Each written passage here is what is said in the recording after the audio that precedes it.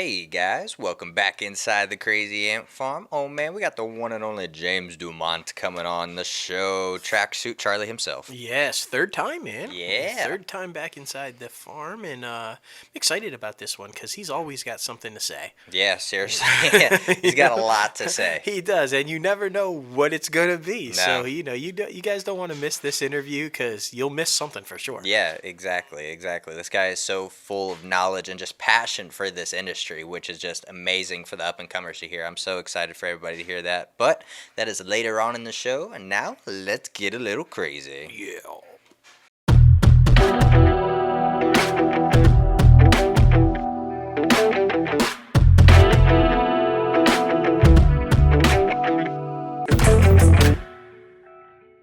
What's up, guys? Welcome back to another episode of Inside the Crazy Ant Farm. Holy moly, we're on episode 110. No O in front of it No O, anymore. no 110, O. man. I Oh know. my gosh. Can Super you believe crazy. it? Super crazy. I mean, just that many episodes, I can't even. It's wild. It's wild. It is absolutely crazy that we have been doing it for this long, and and still having as much fun as we're having. Yeah. And I look forward to it every week. I Yeah. know we talk about it all the time, but it is like the best day of the week when we get together and do this stuff. And, Exactly. Man, so much fun. I know. It's awesome, man. It's awesome. But we got a lot of amazing things to talk about. But before that, of course, got to introduce your host with the most, myself, JLo Fantastic, and the one and only Mouth. What's up? Yes, and of course, there's a lot of stuff going down in Hollywood that is not related to COVID-19. So we're super excited to talk about all Yes. that. It's almost like a regular scheduled programming. Almost. There's a lot of good stuff to talk about that does not have to do with the virus. So we're super excited about that. But, before we get this thing started, we got to plug our merchandise website, crazyantmedia.com, where you can rock the latest and greatest Crazy Ant Media gear. Be sure to head over to our website and get some amazing stuff like this hat, his shirt, Yes. and of course, since I'm not wearing it today, you can get some great quality products, guys. Some great quality true, man. products. So just head over there. Great price and fast shipping. So thank you, everyone who has bought a Crazy Ant Media gear item. We appreciate all of you. But yeah, man, it's really good shit. So be sure to head over there. And if you want boxers, be sure to email us. Yes. crazyantmedia@gmail.com, because we have the inside scoop and the inside price. So, That's true. That's true. A lot of good shit on there, but we appreciate everybody who has. But let's get started with this thing, man. We got a lot to talk about. We got a lot to plow through. Oh my goodness. And yeah. I mean, of course, bigger than the Mouse House. So we freaking idolize them. So we always start the show with Disney. Yes. Yes. And I'm happy about this one because for a couple of reasons, we'll keep the financials to itself. But yeah, the shares are back on the rise. Yep. So I'm super excited about that. And they quickly, guys, put to rest Netflix being more valuable than them. Yeah. All right, it was a nice little couple days stretch, Netflix. Reed and Ted, congratulations. But it's over.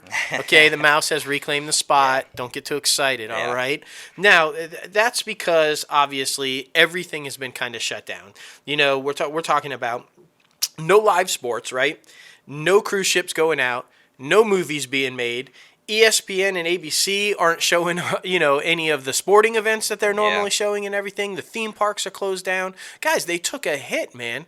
And they were, feeling it in the stock price and things. But like we talked about on the show last week, Iger is back. Yep. He's getting shit together. He's making some moves. He's taking care of some stuff. And I think the Wall Street saw that move and was confident. Yeah. Showed some confidence in what was going on. And we saw a little rebound. They've had some really good announcements, and we're going to be talking about those for Disney Plus. Definitely. Which kind of helped surge. And then, of course, we're also going to be talking about Georgia, in the movie theaters.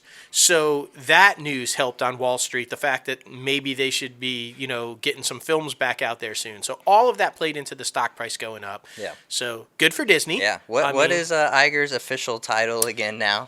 It's executive chairman. Executive chairman. Executive chairman. Interesting. I see. Normally just chairman of the board, right? Right. But I think they put that executive in front of it because he's actually running things. Yeah. So they don't want to confuse him with Bob Chapek, Little Bob, Little Bob. for CEO, Chief Executive Officer. See, executive. Yeah. So they put that executive chairman in front of Big Bob because Big Bob is still running stuff now So funny. instead of Little Bob. Is everybody confused? Big Bob, Little Bob. Big Bob Iger, Little Bob Chapek. Yes. Little Bob Chapek. That sounds like a bad country Yeah, song. right. I don't even know where I'm going with that. But anyway, congratulations, Disney. Back on top, doing what they got to do. And we got a lot of stuff to talk about, like I said, because a lot Yeah. of big announcements, which I'm sure played into that stock going back up. So. Yeah, seriously. But not a lot of shit talking. That God. did not play in part with the stock going back up. No, But Abigail Disney, she is the granddaughter of Roy O. Disney, who co-founded the company with his younger brother, Walt. Now, who's that Walt guy? Hell, What? Huh? Walt What? Disney is the mastermind behind all of this. It all Filthy started with empire. his mouse. Exactly. But she talked some shit over Twitter the past couple days. I mean, a 25 long thread tweet just dogging the furloughs and everything that Disney has to do right now to stay afloat, Yeah. which is crazy. Yeah, I mean, she's getting all shitty about, all the employees, like you said, getting ready to be furloughed. 10,000 in the executive, and then there's 45,000 that they let go from marketing, and now Yeah. I guess they're getting ready to hit another wave of frontline workers at the theme parks. But guys, we just talked about it. All of their stuff is shuttered right now. Yeah. Like literally minimal at best revenue coming in. You have to do what you have to do Exactly. to have the company survive. Her claim is this $1.5 billion. And now she's shitty because she went back because the first quarter and it showed that there were $1.5 billion in executive bonuses Yeah. that were paid out. Okay, but that $1.5 billion in executive bonuses were bonuses based on performance from before COVID hit. Exactly. Okay, that's money that they earned prior to the current situation that they're in. It's just being paid out right now. And she's all like, well, that $1.5 billion could be better. It could pay for 3 months' salary for the Disney park employees. That's true. But a lot of these executives have already taken pay cuts and or eliminated their salaries altogether. And if you haven't noticed, Abigail, a lot of them have been donating money and or setting up funds to take care of these employees who aren't being paid right Exactly. now. But you can't not furlough the employees. You can't not cut off the bleeding. I mean, if you're gashing blood out from a giant wound and you don't cover that up and take care of it, you're going to die. That's what would Exactly. happen to Disney if they don't do what they have to do. So do you want the legacy of your relatives, your grandfather and Walt to disappear because you were too bitchy? I'm sorry, you got I don't know. I'm venting here, but Yeah, I going feel on a like, little rant. I just feel like it's ridiculous. You're rich too, by the way. Yeah, Why don't exactly. you donate a lot of your Disney money to pay for all of those employees? I don't see you coughing up any of yours. Well, the thing is, she's never been a fan of Iger and his administration, so this is by no surprise, Yeah. in my opinion. She didn't think that he deserved to be paid as much as he is, but, I mean, we see that he is by far, in my opinion, the most evolutionary CEO that Disney has ever seen. Yeah. And so, since Walt, obviously, but, I mean, this man deserves everything that he has had coming to him, so she's just bitter. And this has been a long time thing. I mean, she Yeah. wasn't a fan of Eisner either. Exactly. And by the way, Eisner saved Disney. Hello. I mean, she wasn't a fan of him either. Exactly. But again, I want to reiterate, she is still getting Disney money. Exactly. So, chill out, bitch. Exactly. No, I'm just sorry. All right. Mickey, get out. Right, Lang. It Bitch, all shut up. started.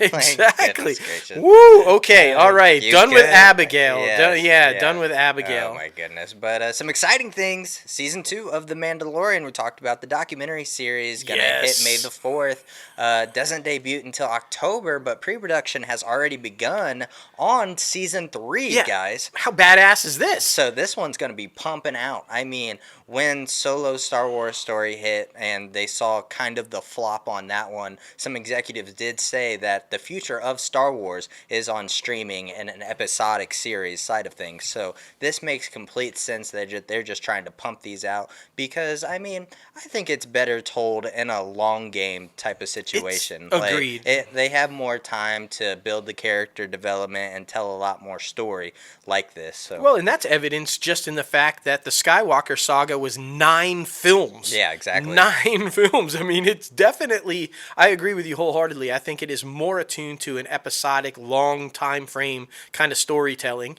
And I mean, Favreau apparently has been writing the season 3 for quite a while Yeah. now. They went to the design team just this week, started going with the designs and Yeah. everything. So and man, it couldn't play out better, right? Like you said, Star Wars Day, May 4th, where they're doing the documentary, which will roll right into the rollout of season 2, and now we know season 3 is coming.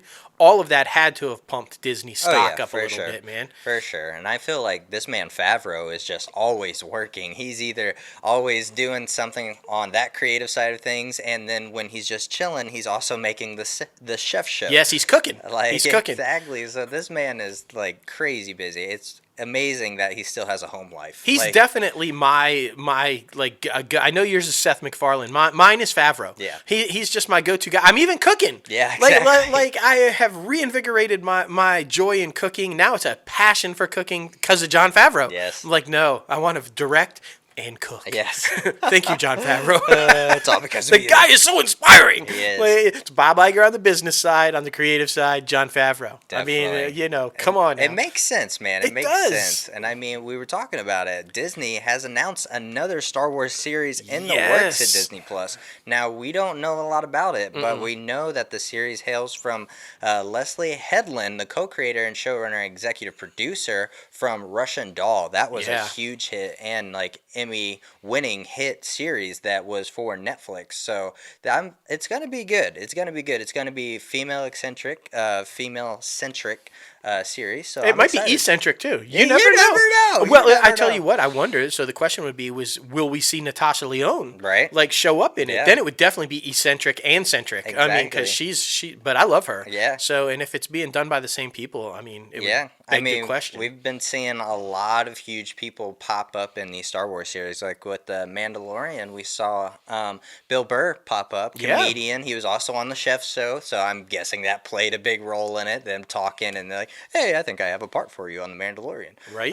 But yeah, I wouldn't be surprised at all. I feel like Star Wars is where it's at, and they're keeping like this franchise alive. Right Basically. now, and this is set like in a different time frame. Yeah, nobody's So- ever seen this time frame or this timeline before. Right. So I mean, I'm interested to see what is going to be like pre like Luke in the Rogue One, because we know we're talking about that possibly a Rogue One franchise is coming as well, Right, or right. a Rogue One series or movie franchise. So it's going to be crazy, man. It is, but I'm all for it. Yeah. Like Star Wars, Star Wars, Star Wars. Give it to me as much as you want to give it to me on Exactly. Disney Plus, man. Exactly. It's worth it. It is. And again, I want to reiterate, we haven't even gotten to the Marvel shit popping Yeah, out. exactly. All the Star Wars stuff is worth the $10 a month It's for killing Disney it. Plus. It's But killing you it. throw in Marvel in a few months and like, fuck it, just take my paycheck, take it everything, take it Yeah. all. It's gonna Started be the good. Clone Wars. That one's pretty Yeah, epic yeah. too, man. Like it's telling little stories throughout the Clone Wars, and I mean, just to get to know Anakin a little bit more before he became Darth Vader, because it was right before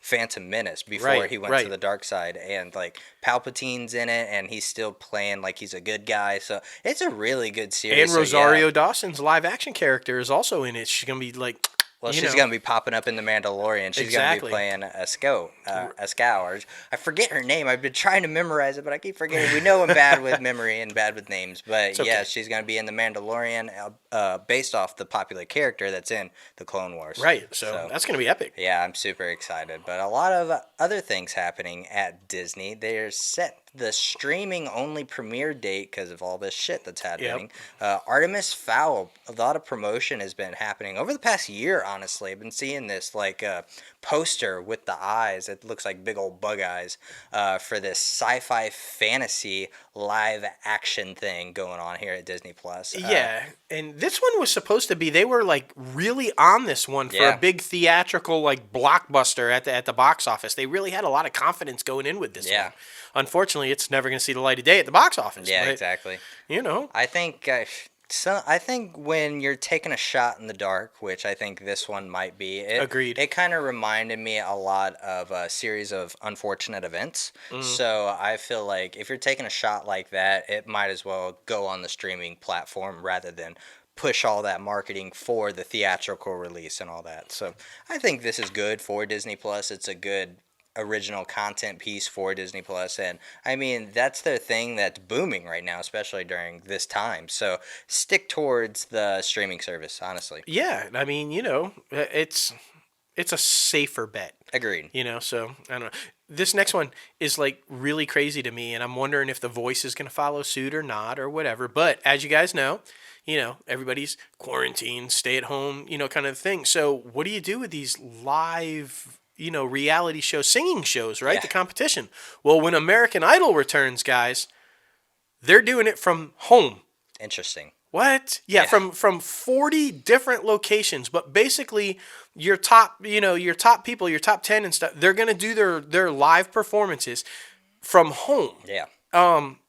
It's really interesting concept. It's still going to be hosted by Ryan, who, this is a little odd piece of trivia, but apparently he took the original American Idol desk from when it was on Fox, like the very first American Idol desk, had it stored in his garage. What the fuck? So he's pulled it out, he's put it in his living room, and he's going to be hosting the show from the original American Idol desk in his living room. Like, all right. And now it's going to be in fairness to the contestants, from what I understand, they have been sent all of the same equipment, all of the same lighting gear, all of the same iPhone 11 cameras. That's good. And all this kind of stuff, so that nobody has an advantage of what it looks like or sounds like. Right. And then they're going to record live to tape. Now, if you've ever worked in the industry, you know what that means. They're going to be recording it live. They can't go back and edit it or anything like that, but live to tape. Then it's all going to be sent to the judges, who apparently, I guess, are going to watch all of it together on some sort of a Zoom format or something and make their critiques and judgments that way. So,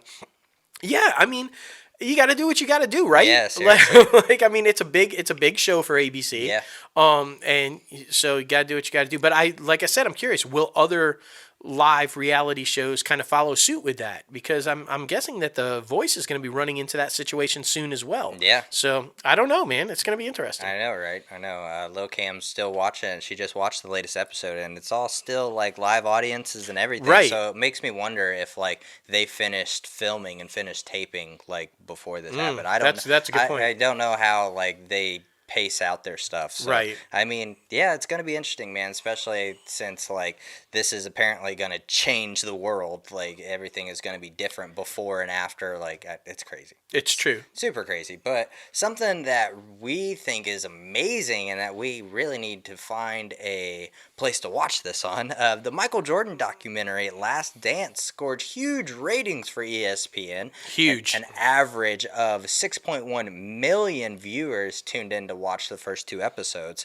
and an average of 3.5 million who have watched the episodes between 18 and 49. That's a great age range. Yeah, that's the key demographic. Talk about, you led into it with, change the world, and it hasn't been the same before or after. That's Michael Jordan with the NBA. Honestly. Like, seriously. I mean, prior to, Michael Jordan changed the game. Yeah. So this documentary, it doesn't surprise me at all that it's been a huge hit for them. And I've got good news for you. Oh. You said, where can we watch it? Apparently, Netflix has picked up the rights to it and will air it starting in July. So if there are no repeats on ESPN, which scoop, because ESPN is Disney-owned, how did Disney Plus not get this document? Or Hulu, what the hell? Or Hulu, but apparently Netflix, starting in July, you can catch this. Yeah. But I was a huge, huge Jordan fan. Not as big as my little brother. We had the whole, I was 80s Showtime Lakers, he was 90s Jordan Bulls. But he got me hooked on the Bulls and Michael Jordan, and it only makes sense, man. I think everybody since Jordan has tried to live up to Jordan. I mean, come on, fuck. The king wears 23. There's a reason he wears that. Yeah. It's fucking Michael Jordan. So, I'm glad to see this. I love shit like this. Yeah, seriously. I mean, honestly, gonna have to try to find it somewhere before July, because I don't know if I can wait till then. I know, right? I can't believe ESPN, though, after those type numbers, hasn't already started airing it in reruns. Yeah, right. I mean, come on. You've got... I did see, though, that there's two different versions of it. Apparently, ESPN ran it uncut, and then on ESPN2 they cut out all of the profanity from the locker rooms and different things like that for a more family friendly version of it. Makes sense. I mean, come on, you're winning championships or you're not winning, because this is about their run to the champ. They had some bad games too, and I'm sure the locker room was not so pleasant. Yeah, exactly. Makes sense. There was some profanity. I mean, got a little hot. Got a little hot. Something that did not get a little hot was actually ice cold. Party of Five, Freeform has canceled Party of Five. Guess what, guys? Reboots barely work. We called this. Exactly. I was not a fan from the second we announced it on the show that they were doing it because I was a huge fan of the original Party of Five. You can't beat them. Lacey Chabert and Matthew Fox and Jennifer Love Hewitt and you can't beat them. No. Just this is what happens when you try to take a story and make it relevant to today's stuff. And who said that? Austin Winsberg in the interview said you can't necessarily write something that's about something today. It doesn't mean it's going to work. Exactly. And Party of Five is a perfect example of that. They tried to make these kids immigrants. Their parents were illegal, and their parents got shipped back to wherever they were from, and now they were stuck in the... I get it. Okay, that's going on right now. It seems like that would have clicked. It would have worked. But it didn't. Exactly. It's crazy, man. It's crazy. But yeah, after one season, gone. So, I mean, it is what it is. Called it. Feel sorry for the cast and crew, but, It is. We could have told you this, a year ago not to do it. Not to sign on to that one. But other big things happening at the other juggernaut, a.k.a. Warner Media. AT&T reported its first quarter results below consensus view of Wall Street analysts. And, I mean, it's kind of on a decline. Yeah, and I mean, this is no surprise. This is the same thing Disney was going through. No March Madness, right? So there's no basketball. That's huge. Going down. Yeah, and everybody knows that it airs on CBS, Viacom CBS, but all of the tournament games prior to the big dance on CBS are all on TBS and Turner and and all, and they haven't been able to air any of that. And TBS and Turner and all them are Warner owned, so they took a huge hit on that. Obviously, again, no movies coming out, and they haven't, unlike Disney, hadn't had their streaming service up yet. Yeah. So all of their stuff has been, I mean, it's no big surprise at all that they took a hit. And the biggest hit, the one thing that contributed most to the quarter losses was Warner Brothers Studios not being able to pump out films, which they normally have a lot of money coming in from. So, thankfully AT&T's their parent company. Yeah. And AT&T saw a little bit of a boost with new cell phone customers. Yeah.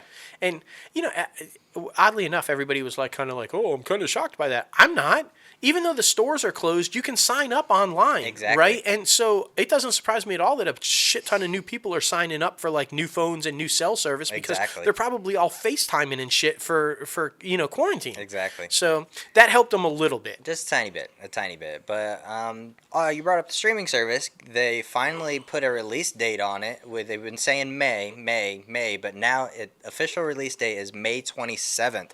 I feel like they pushed that back to the end of the month because they might not be ready. Yeah. Oh, but boy, they got a shit ton of stuff coming on it, though. Let me look at this because I don't want to get it wrong. Friends, Big Bang Theory, South Park, all the Studio Ghibli films, all the movies from Warner Brothers, New Line, and DC, including Joker, Suicide Squad, Wonder Woman, The Matrix, Casablanca, and The Wizard of Oz. In addition, they're going to be stocked with content from other Warner Media brands, meaning all of the TV shows that are on CNN, TNT, TBS, Turner Classic Movies, the Cartoon Network, Adult Swim. I saw this week they released a new trailer for a new Looney Tunes. Okay. With Bugs Bunny and the gang. So, like we've talked about over and over and over, if anyone's got the content to compete with Disney's content, it would be Warner Brothers. Exactly. But it's always interesting because we talked about it when they first talked about getting their own streaming service. But they have their own streaming services for Looney Tunes and for DC Universe. So what is going to happen to those two? I think Looney Tunes is not as popular as DC Universe, so maybe that will get merged into HBO Max. But like we said before, DC Universe should stay on its own since it's strictly comic books, strictly you can go back and read the old comics, but still have the same content on both platforms. I think what we're going to see there, and I'm hoping, is crossovers. Yeah. Because we know that Berlanti has announced a couple of DC projects for HBO Max. Yeah. But thanks to the CW and the whole Crisis thing, we have learned that they're all connected in some way or another. So hopefully what we see is the DC Universe streaming service, like you said, stay on its own, exist, and just do crossovers with the DC stuff that's going to be on HBO Max. Yeah. I would like to see that. So don't fuck it up. Don't fuck it up, man. Seriously. I did see Stanky, though, too, was rethinking theatrical films.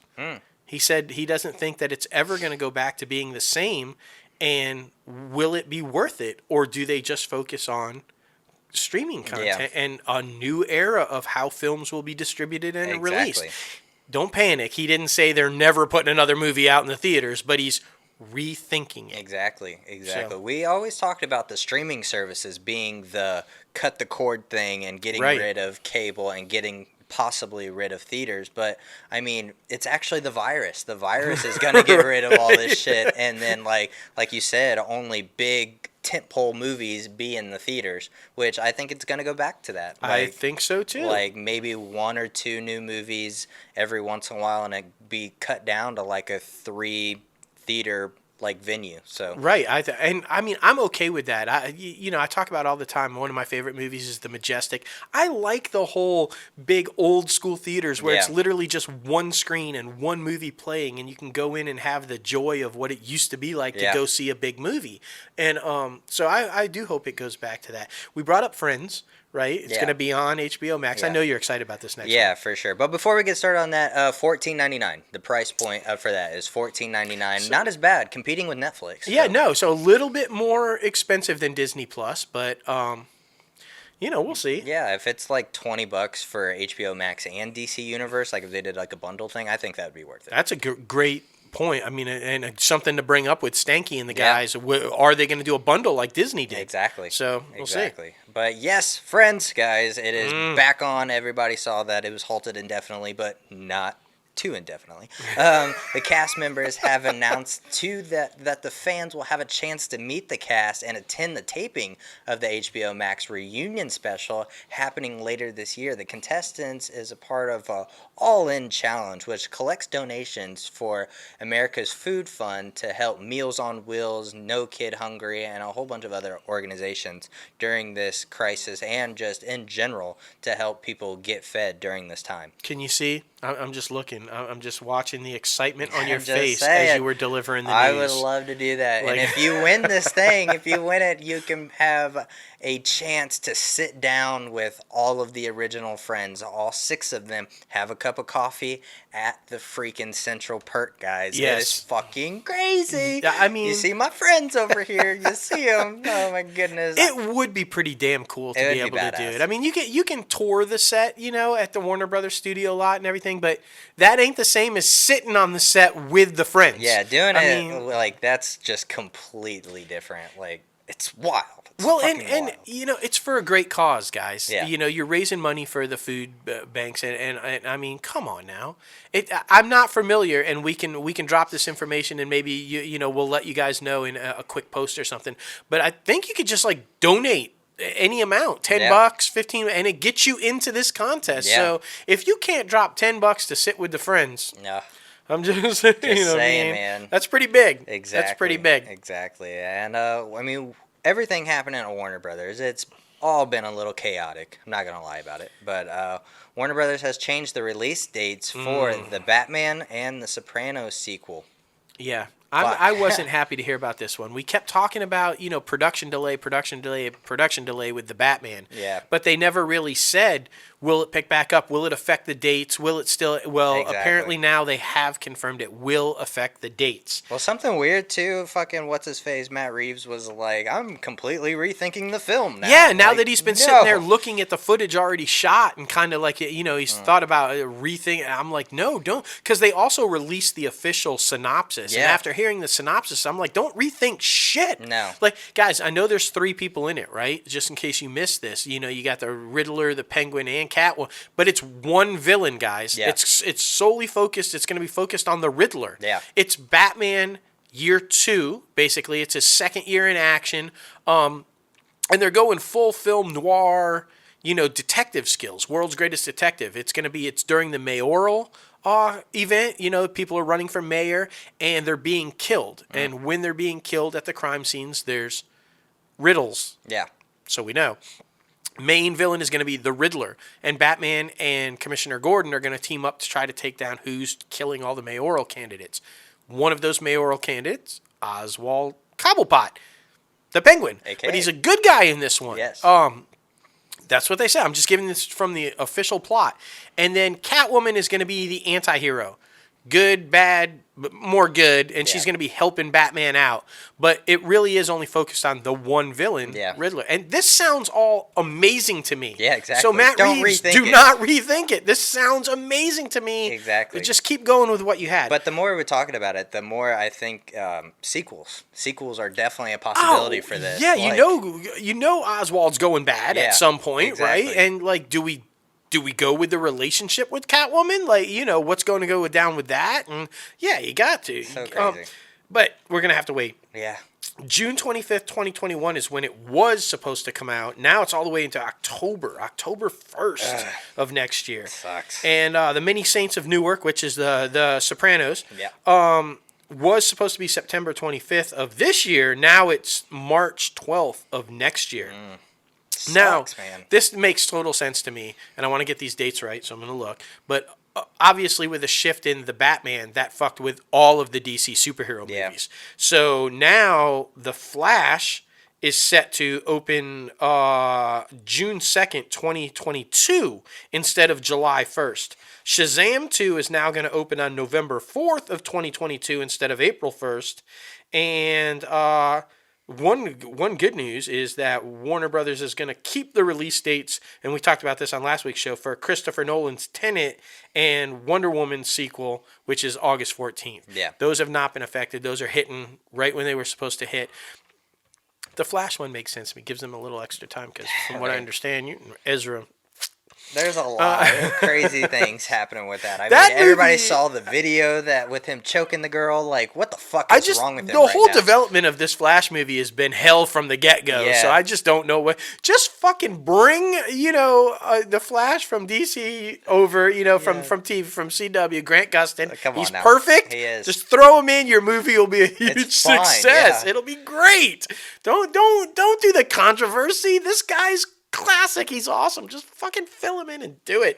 It's so crazy. Oh, so man. crazy. But I'm sad about this next Me one. too. Man, because it deserved the theatrical release, but I could definitely see it on their streaming service. It's gonna do huge. Oh yeah, for sure. Warner Brothers announced that Scoob, the animated film that everybody's been seeing all over, they've been pushing it like crazy, will skip its planned theatrical release and launch next month on digital rental service starting May 15th. Scoob will be available to rent for $19.99 in U.S. and Canada, and will also be available to buy for $24.99. But I also think that once HBO Max hits, it will be available to watch there as well. Yeah, and I mean, this makes. I mean, I think people will pay for it. It's it looks great. Yeah, it does. It looks like it's going to be a lot of fun. So I think people will pay for it, and I think it'll do pretty well on even if you have to pay for it, and it'll do huge on HBO Max, Yeah. like you said, when it hits there. Not going to be shocked at all if that does well. So, and again, maybe we'll see a sequel. Somewhat, maybe, sort of come out in the theaters. I don't know. It's Maybe. definitely going to set up for a sequel. You know that. Yeah, it's crazy. It's crazy. But other things, big people, big, huge people like Dwayne The Rock Johnson and Issa Rae and Danny Garcia are set to executive produce a half-hour series in development at HBO about a creation of a backyard wrestling promotion. Interesting. Yeah, it's going to focus on Cassius Jones, a young dock worker and struggling pro wrestler who uses some inherited life insurance money for startup cash and the deed to a shotgun house from his grandfather, and he basically starts this hip-hop centric wrestling empire in his backyard in Houston. Yeah. So that's what the series is going to be about and focus on and everything. I mean, if you're going to do a wrestling series, Have The Rock. yeah, and have the most successful wrestler that's made the conversion to entertainment right now, Exactly. The Rock. So Exactly. I mean, professional wrestling is crazy popular right now. it is. Like, I mean, you see them like bouncing back and forth between wrestling and actual films and television. So, and I mean, we've talked about Stephen Amell making that series Heels. with professional wrestler Dusty Rhodes. So, I mean, it's epic, man. It's epic. I think that it's only going to keep getting better. I think so too, and I mean, I like it. John Cena has made the conversion. I Yeah. mean, there's a bunch of them that have kind of done it. Come on the show. John Cena, come on the show. Or Stephen Amell, or The Rock, or any of you, But please John come on. Cena, I please know, come on I the know. show. I've been a huge fan since back in the day, since you started. Yes. Please come on the show. Yes. I'm just saying. Now another one. We hear this all the time. This seems to be like the thing now. Even though Westworld season 3 just debuted. Yeah. Just debuted in March, a couple weeks ago, or a couple months ago. They've already announced now season 4. Yeah, they're renewing shit real quick nowadays. It's just like sometimes before the current season even starts. I know, it's At least this wild. one started before they announced exactly. it. I think there's a lot of revigorated enthusiasm about this one, though. For sure. For season 3, if you guys have been watching it, I've caught a couple episodes, but not all of it yet. If for the first time in the series, they're away from the amusement park, guys. They're like they've kind of changed the whole dynamic by taking it out of the locale that everybody was used to for the first couple of years. I think that's kind of reinvigorated it a little bit. All right. Kind of like back with what Walking Dead did when they went to the prison. Yeah. Where they were changing locations and shit. Yeah, so I'm excited. I mean, I've always loved Thandie Newton. I've always been a fan of the show, so I'm kind of excited to see where it's going to go for the rest of this season. And congrats for getting picked up for 4. Definitely. And I mean, some exciting things happening for the big mega streamer right now. Netflix, it added, this is crazy, guys, 15.77 million paid streaming subscribers in the first quarter of 2020. Right. Damn. Right. I mean, that is insane. But it makes sense. 16 million new subscribers because everybody's stuck at home. Exactly. So where else are you going to go? We clearly saw what that translated to, at least for a couple days. It pushed them high enough to take over for the market value bigger than Disney. Yeah. Just for a couple days. Just for a couple. But I mean, clearly they unlike Disney and Warner Brothers and all that, who are trying to pump content. They already had a shit ton of stuff already in the can. They did. Original stuff. Yeah. That they don't have the content obviously that Disney and Warner Brothers has from old stuff, but original content. They had it in the can, man. I mean, but I wouldn't be surprised if all of these subscribers signed back up, because remember a couple months ago, a lot of people were hating on Netflix. It's true. Saying after all their shit was getting pulled off, which I mean makes sense. But you got to give this new stuff a try, guys. Everybody's so quick to jump the gun and pull the trigger on like just saying Netflix fucking sucks, but you got to give some stuff a try. I mean, how do you start liking a show on network TV? You give it a try. You give it a try. Exactly. Now, they did announce globally, so overall, all-in subscribers, 182.9 million. Damn. That's a lot. That's a lot. Up 22%, almost 23% since last year. And I know we're talking Netflix, but like we said at the top of the show, we love Disney. To put that in perspective, though, Disney, if you look at the amount of subscribers they've already gotten, and they're not even a year old yet, on that pace, they're going to catch Netflix in a couple of years. And Netflix has been around for how long? For sure. So, I mean, Disney is rocking and rolling with Disney Plus. So, to be fair, on this quarterly business call with the shareholders and everything, Reed acknowledged that. Reed Hastings said he's a huge fan of Disney Plus, and that it was nice to see how the launch that they've had and the unique style that they're bringing to it, and he's looking forward to competing and being that. So he's not, disrupted by it. He's not pissed off about it or whatever. He's actually a huge fan. Makes sense. I think that's good. I think, healthy competition back and forth is only going to help both. Agreed. So, but yeah, those numbers, and here's why. Right, you're big on this one. Yeah. Some things to do for those huge numbers for Netflix. Definitely. Tiger King. Yup. Yeah, the Buzzy documentary. Tiger King: Murder, Mayhem, and Madness. Yes.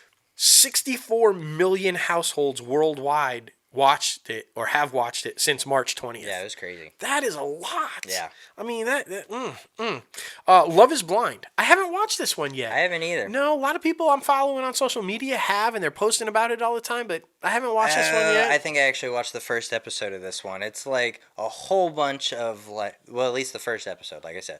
It's like a whole bunch of different people, like 20 or so males, 20 or so females. They each go in a room on opposite sides, and there's a wall in between them where you cannot see through. Oh. And then you just literally talk and describe each other and like describe who you are, what you like, and it's like literally blind first dates, and you have to figure out who you like and who you don't like, and it's Very basically interesting. it's like you stay there for a month and trying to figure out shit. Well, and very fitting now to have a wall separating you with social distancing and Literally, everything, yeah. right?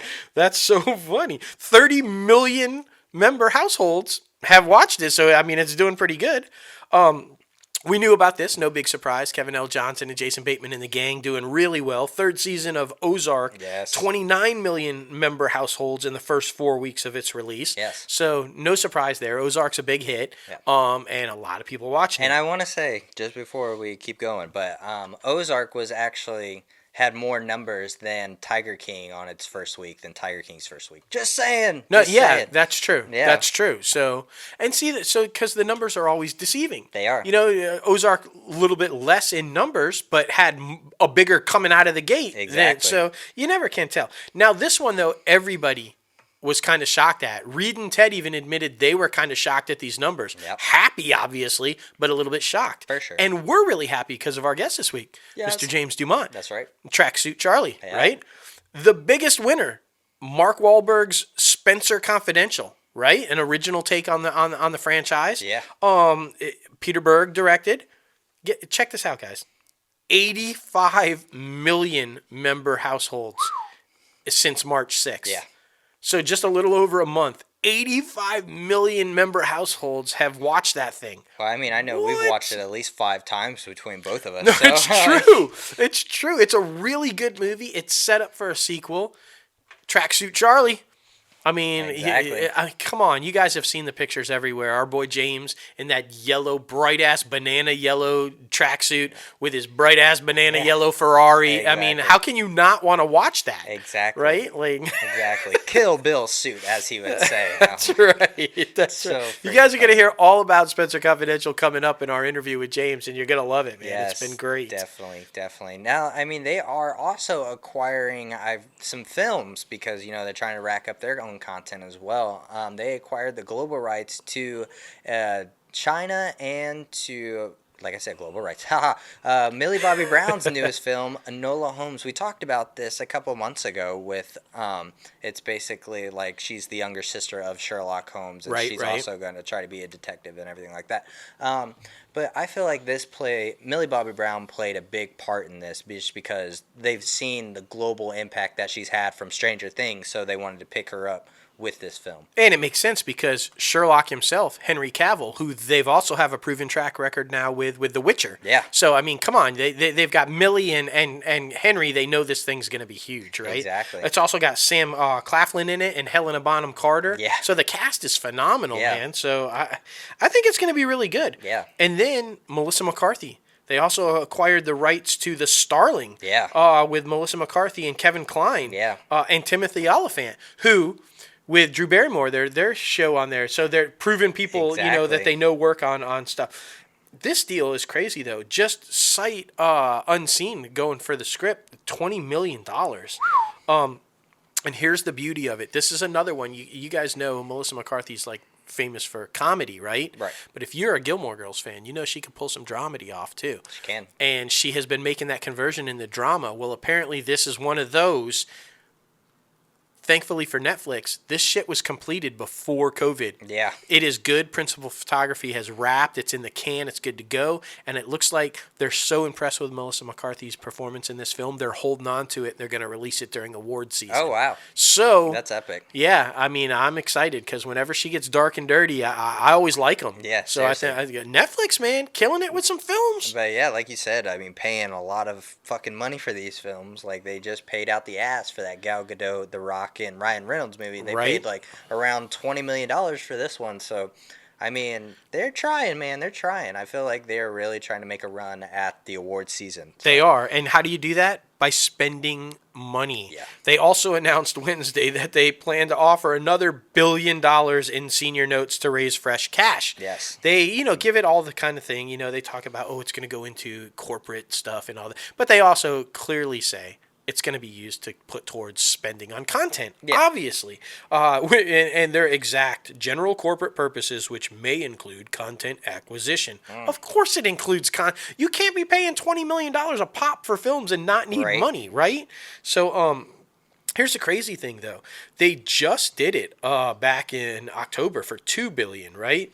And now their content spending for this year so far alone, $15 billion. Jesus. That's crazy. I mean, what Yeah. the hell? In like 1 year. I mean, they are just slaying it with spending some money. Right, like, and then they freaking gave Reed Hastings and Ted Sarandos raises last year. Yeah, so when I like, saw Ted had a $6 million raise from the past year, Yeah. where's Abigail? Yeah. Abigail, go bother them, man. Exactly.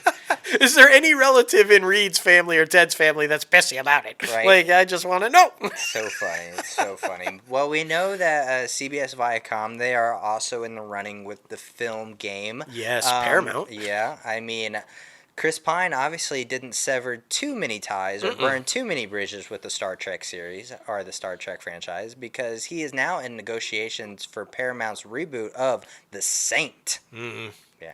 Yeah, and I guess if things are okay, they've kind of smoothed over with the Star Trek thing, like you said, because the reason from looking into this, they're giving him this reboot of The Saint is to occupy his time while Star Trek 4 is being developed. Yeah. So clearly everything's okay with Star Trek. They're kind of like planning on bringing him back. I guess they mended all that. I don't know. Right.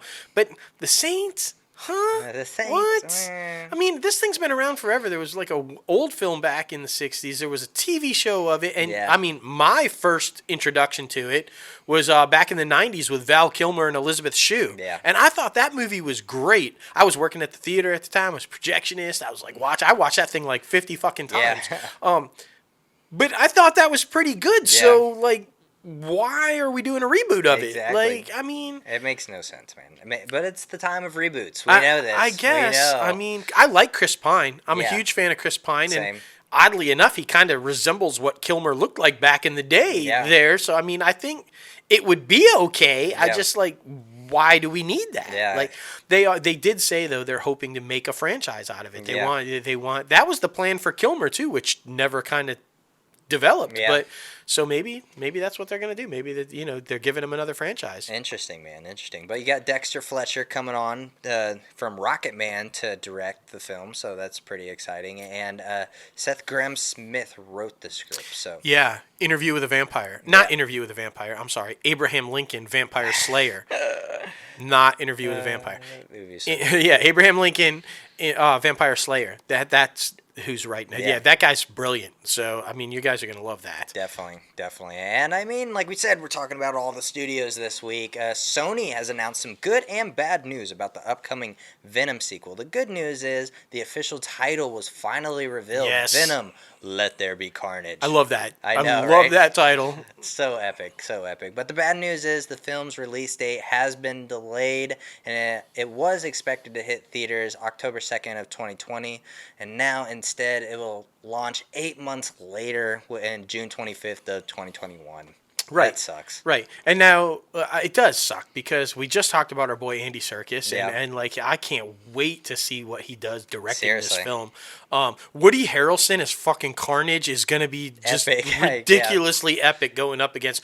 And I saw Tom Hardy is having a lot of fun on social media just fucking teasing. He posted again another thing that hints at somewhere in this film we're going to see Spidey. Yeah. He just keeps poking fun at that. He keeps throwing these little teasers out. I'm telling you, if we get Harrelson's Carnage and Hardy's Venom and you throw in fucking Holland's Spidey in one movie, yeah, that'd be it's epic. going to be fucking huge, man. Woody Harrelson is highly underrated, in my opinion. I agree. Like, I agree. He's great at comedy, but he's also a insanely talented dramatic so actor good. and sociopath, psychopath. He's played some seriously hardcore roles, and I think he's going to be brilliant as Carnage. Agreed. But the studio has already pushed back many of its other major films, like Morpheus, Jared Leto, from July 31st, 2020 to March 19th, 2021, and now Ghostbusters Afterlife from July 10th, 2020 to March 5th, 2021.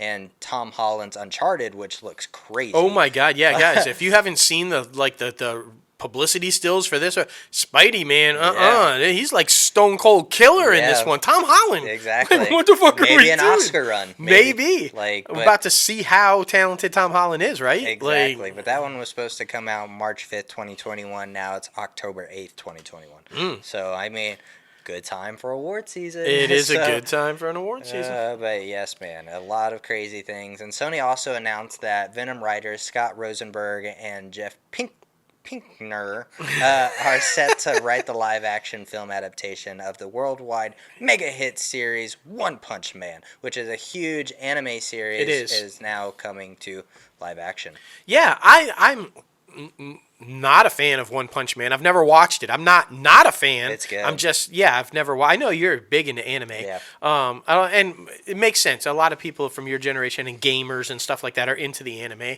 But there are people my generation also. I mean, one of my best friends is huge. It was Dragon Ball Z and huge into anime and stuff. So. This makes sense. And look, they picked the right guys. Venom was a huge hit. And did you guys know that these guys also wrote both the Jumanji films with The Rock? Which are epic. So, yeah, I mean, track record pretty good. Yeah. So, if I think I'm guessing, live action, this will be pretty interesting. Yeah. Because, there's a lot of stuff that One Punch Man does. Yeah. That, can you translate that? But today's technology, if ever there was a time to do it, right? I feel like it's perfect time for all these crazy technologically epic scenes. Like, today is the right time to do it. You know what I'm excited about? Because we talked about this a year ago and still haven't seen anything yet, though. But Battle of the Planets. Yeah. I mean, that's my anime from back in the day, man. The Fiery Phoenix, and they announced the live action of that, and we haven't seen that yet. I'm fucking pumped about. Come on, guys, Battle of the fucking Planets, man. All right. Anyway, NBC Universal.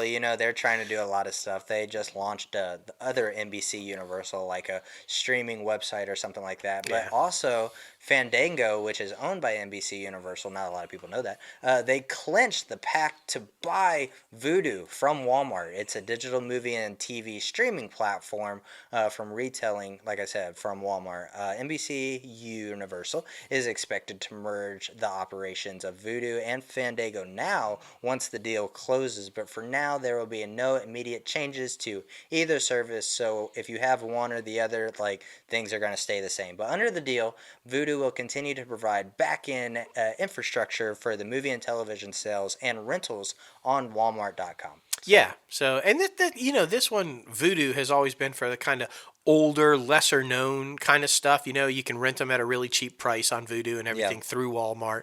Old TV shows and movies that, like from yesteryear kind of a thing, So, you got to get some of that old content because, Disney and Warner Brothers have a shit ton of old content. Exactly. I mean, Ted Turner acquired all of the MGM movies and Gone with the Wind and all that, which is all now Warner Media, so they have all that old classic stuff. So how do you do that? Fucking buy Vudu. Exactly. So crazy, man. So crazy. Now it's time for Apple. Fraggle Rock! Yeah, so Apple has brought back Fraggle Rock, the classic streaming service debuted a new iteration of the classic Jim Henson series titled Fraggle Rock Rock On this week. Yeah, it debuted this week, and I guess debuted to pretty solid numbers. Yeah. Really cool, and I guess because they brought back a lot of the original people, which I was really excited about. It's 3 to 5 minutes long, and it's got, like I said, the classic characters: Gobo, Red Boober, Monkey, Wembley, Uncle Traveling Matt. Obviously, it's produced by the Jim Henson Company, who, for anybody who doesn't know, and Fraggle Rock is Jim Henson. This is the interesting thing, though. It's being shot completely on iPhone 11s from the individuals' homes. What? Yeah. Like everybody seems to be kind of doing this thing now. But for anybody who doesn't know, I mean, the iPhone 11s, you can literally shoot something on it and put it right up onto the big screen. The cameras on these phones are insane. So, technology, man. Yeah. But a lot of people are doing it. Let's just do the puppet work from home and everything, put it all together, boom, out you go. Right there. So, and this is interesting, though. Apple, right? 3 to 5 minute episodes. Is this a towards Quibi? Exactly. Are they coming at Quibi? Because I don't know, man. I know. I mean, everybody knows that Apple TV Plus also has an app. So, I mean, it is the day and age of the streaming wars. So you got to compete with all of the streaming wars. I wouldn't be surprised if Netflix and Disney Plus and Hulu all started trying this small increment episode theory template. So, and Apple don't have no lawsuit with the whole flipping screen thing, right? They're allowed to do the flipping screen. We got no new information on that, but we're gonna keep you updated on that because that could shut down everything. everything for Quibi. We don't know. It would suck. We don't know. I mean, that would definitely limited my options in the shower. I'm just saying. But it's not too good. What are you doing in there, Quibi? Quibi. I'm watching Punk'd, goddammit. Get out of the shower! Oh my goodness. But Quibi, Megan Imbres, who is the head of brand and content marketing at Quibi, is now leaving just after 2 weeks of its launch, short-form streaming service launch. Imbres announced her departure in an email to employees on Wednesday, calling the post-launch period an opportune time to transition.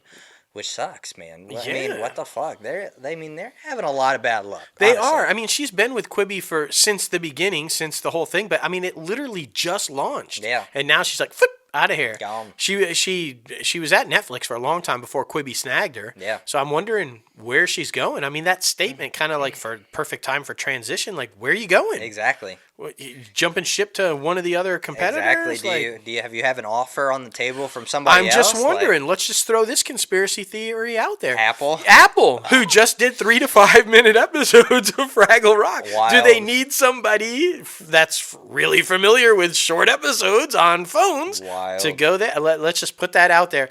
I swear to God, if she's going to Apple. Right, called it. I mean, come on. We've it. been right in the past. Yeah. I'm just saying. Exactly. But Quibi, I mean, they have had some good news. I mean, we'll say that. They have some good content on there. And I mean, the app has been downloaded more than 2.7 million times in the past 2 weeks following its April 6th launch. Yeah. The company said its top 5 trending shows are Most Dangerous Game, starring Liam Hemsworth and Christoph Waltz, Chrissy's Court, which is Chrissy Teigen's show, and also Punk'd with Chance the Rapper. So it's going pretty well. I mean, so far. it's popular. Yeah. It's extremely popular. I'm still waiting for Swimming with Sharks. That's Yeah. the one I'm like pumped for. But yeah, I mean, J-Lo really is a fan. I mean, he's watching it constantly. You know, when we were prepping for this, he's had an episode. You know, had a little break. Oh shit, 5 minutes. Exactly. Boom, watch an episode of Punk'd. Exactly. I mean, it's really cool for that kind of stuff, though. I mean, it really is. So I think it's. And you're right. I would not be surprised at all if the other studios and streamers got on board with this. It's like, let's offer some content. You know, quick content on the phones. Exactly. And I want to try to get an actor from one of those shows on the show because Kevin Hart, come on the show, man. Come on the show. How do you produce for small segment content? Literally episodes? a 5 minute episode. Yeah. How do you How do you do crunch that? a half hour or an hour into 5 minutes? Yeah. That's insane, right? It really is. That's great. Let somebody come on and talk about that. That'd Exactly. be awesome. Lionsgate. Yeah. Hunger Games is coming again. That's right. May the odds forever be in your favor. That's right. But this one's about snow. I'm excited about this one. I am too. To be Francis honest with you. Lawrence, who, by the way, was the director of all 3 other Hunger Games films, is returning to direct an adaptation of The Ballad of Songbirds and Snakes. That's the prequel. If you guys know, the books just hit. The books came out right before COVID. Yeah. When you could still go to a bookstore. Yeah. Yeah. The Ballad of Songbirds and Snakes came out. This is set roughly about 64, 65 years before the Hunger Games. This is going to actually follow an 18-year-old President Snow. Yeah. So Cornelius Snow, who would eventually rise to become the authoritarian dystopian president that we all know and love. Exactly. And hate. And hate. That's right. No cast or release date announced or anything further than they were going to do this. Yeah. But I think this is going to be another winner. I think everybody's going to, especially if they cast properly and they do everything right. This is a huge series. Yeah. And people love it, and I think this is going to be really good for Lionsgate. Exactly. I think it's going to be big. Exactly. My question is our buddy Danny Strong going to write it? That'd be epic. You know, if they bring back a solid director who's directed all 3, Yeah. if you guys didn't know, Danny Strong wrote a couple of them Exactly. the first time around. I think bring him in, write this script, bam, hit. Exactly. That's all I'm saying. Agreed. I will compare it to the nowadays Harry Potter from 10 years ago. I would to agree. be honest with you, because Fantastic Beasts isn't exactly what the original Harry Potter series was, but Hunger Games, back a couple of years ago, I feel like are the nowadays Harry Potter. So That's agreed. Yeah. Agreed. Now, what's been going really good at the box office lately, guys? Biopics, right? For sure. Musical biopics. I mean, Yeah. fucking Bohemian Rhapsody, right? We had Rocket Man. We got one coming with the Bee Gees. Got a new one coming. Yas. I'm excited about this because this will be redemption for that whole holographic tour bullshit. Right. We got one coming about Whitney Houston. Yeah. I think this one's going to be good, man. I think this one's going to be good. And the reason why I think this one's going to be good, Clive Davis is involved. Yeah, buddy. Yes, Clive Davis. Feature film of the life of Whitney Houston is being developed by the Whitney Houston Estate, Primary Wave, and Clive Davis. The person who did the photograph, Stella Meggy, is in negotiations to direct. It's going to be called I Want to Dance with Somebody. If you guys are Whitney Houston fans, you know, huge hit for her. I Want to Dance with Somebody. And Anthony McCartan, the Oscar-nominated screenwriter who wrote The Two Popes, Darkest Hour, oddly enough, Bohemian Rhapsody. There we go. And The Theory of Everything, which was a brilliant film. Yeah. He's apparently in negotiations to write the script. Epic, man. Epic. And I saw the photograph that Stella directed, and it's really freaking good, so I'm excited for it. Yeah, this one, like I said, if I was a little worried. Pat Houston is going to be producing for the family. Yeah. There's been some ups and downs with Pat and like stuff that went on with Whitney's life that she disputes and kind of thing. So I was a little bit worried. But when Clive Davis is involved, it's going to be okay. For you guys don't know, I'm old, so I was a huge Whitney fan back in the day. Clive discovered her when she was just like 19 years old. Yeah. Basically launched her, and he's always adored her, always thought of her as a daughter and fam. So if he's involved, it's going to be good. Definitely. He is going to do right by her, and you should. You know, she's the most decorated female musician in history. So I mean, it's a big one. The question is, who's going to play her? Yeah, right. I have a theory. Clive. Just throwing this out there, buddy. Catch it. Look at I Want to Dance with Somebody. Look at that video. Okay? That time frame. Look at that video. Alicia Wainwright. Bam! Alicia can dance. She can sing. She can act her ass off. Watch Raising Dion. I'm just throwing that out there. Alicia Wainwright as Whitney Houston. Perfect age to play young Whitney. Can age her up to play old Whitney. I just think that's your choice. Thank you. There it is. Thank you, and you're welcome. Okay. Again, Again, if it happens, send the check too. I'm just saying. Exactly. Just saying. Exactly. I'm super excited about it though, because like you said, biopics are huge right now. So, and this will be the latest one. I mean, but whoever does it, and I'm hoping Alicia can do it, but whoever does is going to have to fucking sing. Seriously. Because Whitney Houston's probably the best female vocalist of our generation, at least, and maybe of all time. I agree. You got to be able to fucking sing. I agree. Because ain't nobody, all these other guys with Rocket Man and all them, they set the bar. They were doing their own singing and shit. So you can't just do a Whitney with lip syncing. No. You got to bring it. It's not possible. So funny. So funny. But, some sad news, guys. Some sad news. Devastated by this one. Especially for all of us geeks out there.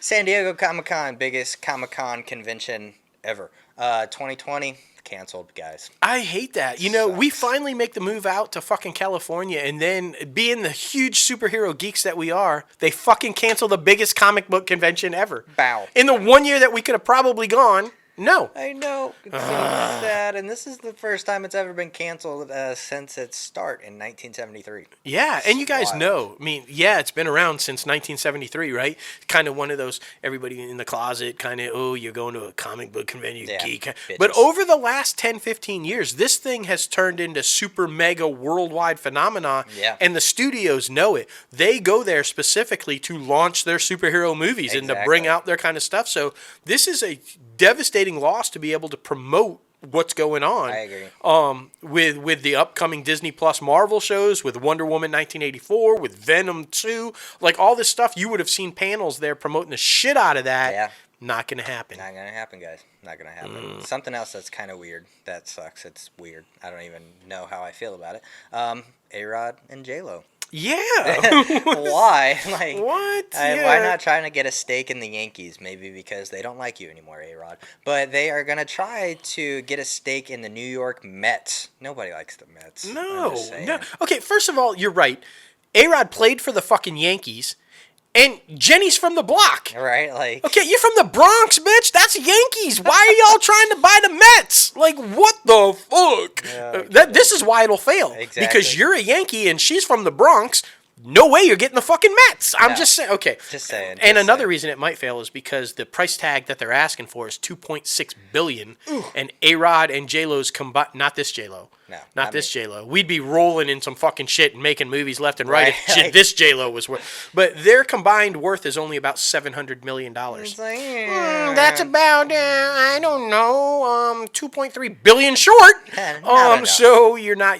They've teamed up with JP Chase and some investment banks. Obviously, they're going to be like minority owners. Yeah. We've seen this before. You know, pro athletes become minority owners and stuff like that, and it works out pretty successful. Yeah. But I know. the Yankees. Exactly. But nobody's going to fucking buy No. the Yankees. I That's mean, never going to happen. They need to just call Jay-Z because this man already got a stake in the Brooklyn, the Nets. Yeah, the whatever, Nets, yeah. Fucking basketball. So, I mean, you know, he's like a billionaire. So just call him. Maybe he would be a partner. Exactly. And that makes more sense because, you know, with the Nets and the Mets, that just makes more sense. Exactly. Okay? It's a bad move. It is. It's a bad move. I love me some J-Lo. I love me some A-Rod, but this is a bad move. It is. It is. Okay. Something else that might be a bad move because it might not be time yet, guys. Georgia is talking about reopening some theaters next week. Governor Brian Kemp says the subject of specific social distancing and sanitation mandates for theaters, private social clubs, and restaurant dine-in services will be allowed to reopen Monday, April 27th, and other businesses such as gyms, no. Barbershops, no. Hair salons, no. And nail salons, no. Might be able to open on Friday. No. No. First of all, this makes no sense because he announces this and then he follows through with that announcement by saying they're still going to have to keep in place the social distancing guidelines, which prohibits groups of more than 10 people of being together. Yeah. So what the fuck are you going to do? Exactly. Have 9 people in each theater watching a movie? Makes no You're going to sense. limit watching a movie to 9 people? Exactly. And by the way, you have to stay 6 feet apart. So are you going to put one person in each row? Like, what the fuck is worth opening up the theater for? If you're gonna have 9 people, No. say you have a 10-screen thing, right? That's 90 people for for that you could possibly put in there at Exactly. one time. You can't even pay for the fucking movie with 90 people. No. Makes no sense. Makes no sense, No. guys. It's not time. It's not ready to be back open yet, and especially with like gyms, people sweat and get all their what germs the fuck, everywhere, man? and like barbershops and nail salons and hair salons, like people are up close and personal with you. So I just think And this is a bad move. So many questions. Who's to blame? You go to a movie in Georgia and you get COVID. Yeah. Is it the movie theater that's responsible? Is it the state that's responsible? Or is it your dumbass for going that's Exactly. responsible? So many legal questions about all that. It just look, we're in the entertainment industry, okay? We have suffered, I mean, our industry has taken a huge hit, and we understand the strife of all these businesses being closed and the economic impact that it is having on people. We are right there with you, okay? We're struggling just like everybody else. But you do this shit too soon, Yeah. we're going to be shut down again, Again. and this time for maybe even a longer period. Exactly. They're already talking about a second wave of this virus coming in winter. Exactly. So do you want to just shut down for the whole fucking year? Makes no We sense. got to do this right, man. Exactly. I don't think that's right. I don't think it is either, but hopefully everybody stays to themselves, like does individual things and tries to stay home as much as possible so we can get this thing Seriously. actually kicked and not just for the economic Exactly. revamp. And Regal, don't charge me if you can go see a movie in Georgia and I ain't in Georgia. I'd be I pissed. love Regal Unlimited. I can't wait to be able to go back and see multiple movies all the time. But do not fucking charge me my monthly subscription rate if I can't go see a movie Exactly. because I ain't in Georgia. Exactly. Still didn't give me back my $20, bitch. What the fuck? Just throwing that out there. Don't do us wrong because we love you. Don't do us wrong. Exactly, That's all I'm saying. Exactly. Crazy things, crazy times, man. But like we said at the top of the show, now it is time for our guest segment. We got the one and only James DuMont coming on for the third Yes. time, talking about Tracksuit Charlie and Spencer Confidential and his role in The Banker on Apple TV Plus. Yes, I'm so excited for you guys to hear it. I mean, every time James comes on the show, we get a good response, right? People love James. He's so fan friendly. You know, he teaches classes, he does all this kind of stuff, and he's really great for the up and comers. Yeah. So we're really excited. And again, this interview does not disappoint. No. He's got a lot of stuff for the up and comers. He does. And a lot of other stuff. Exactly. His projects, politics, worldviews, just like All of it. Got no a doubt. lot of things to say. But man, it's going to be so good. And here he is. James DuMont, welcome inside the Crazy Ant Farm. Third time, man. Third time's a charm. Just Yeah. like third time on, it's like it's you, me, Mark, and Pete. That's So right. three times a charm. That's right, man. That's You know? right. Well, we're always happy to have you on, man. Always one of our favorite people to talk to. Definitely. You know, always fun. And congratulations, man. You got a couple of biggies out right now on the streamers. Yeah, Good dude. time. Good time in the quarantine life, right? Absolutely, bro. Like, I mean, it's a quiet storm. I'm just kind of, the statistics came in, and look, Spencer Confidential is a good movie. Oh, Hands down, absolutely. period. But the fact that people are hunkered down at home, they're watching it 2, 3, 4 times. Yeah. Yep. There was like some sort of figure of 1.2 billion hours of watching of Right. that one movie. It was the most watched content on all of the streaming services. Yeah, absolutely. So I mean, dude, there's people. Sometimes you get lucky. Sometimes you know what I mean.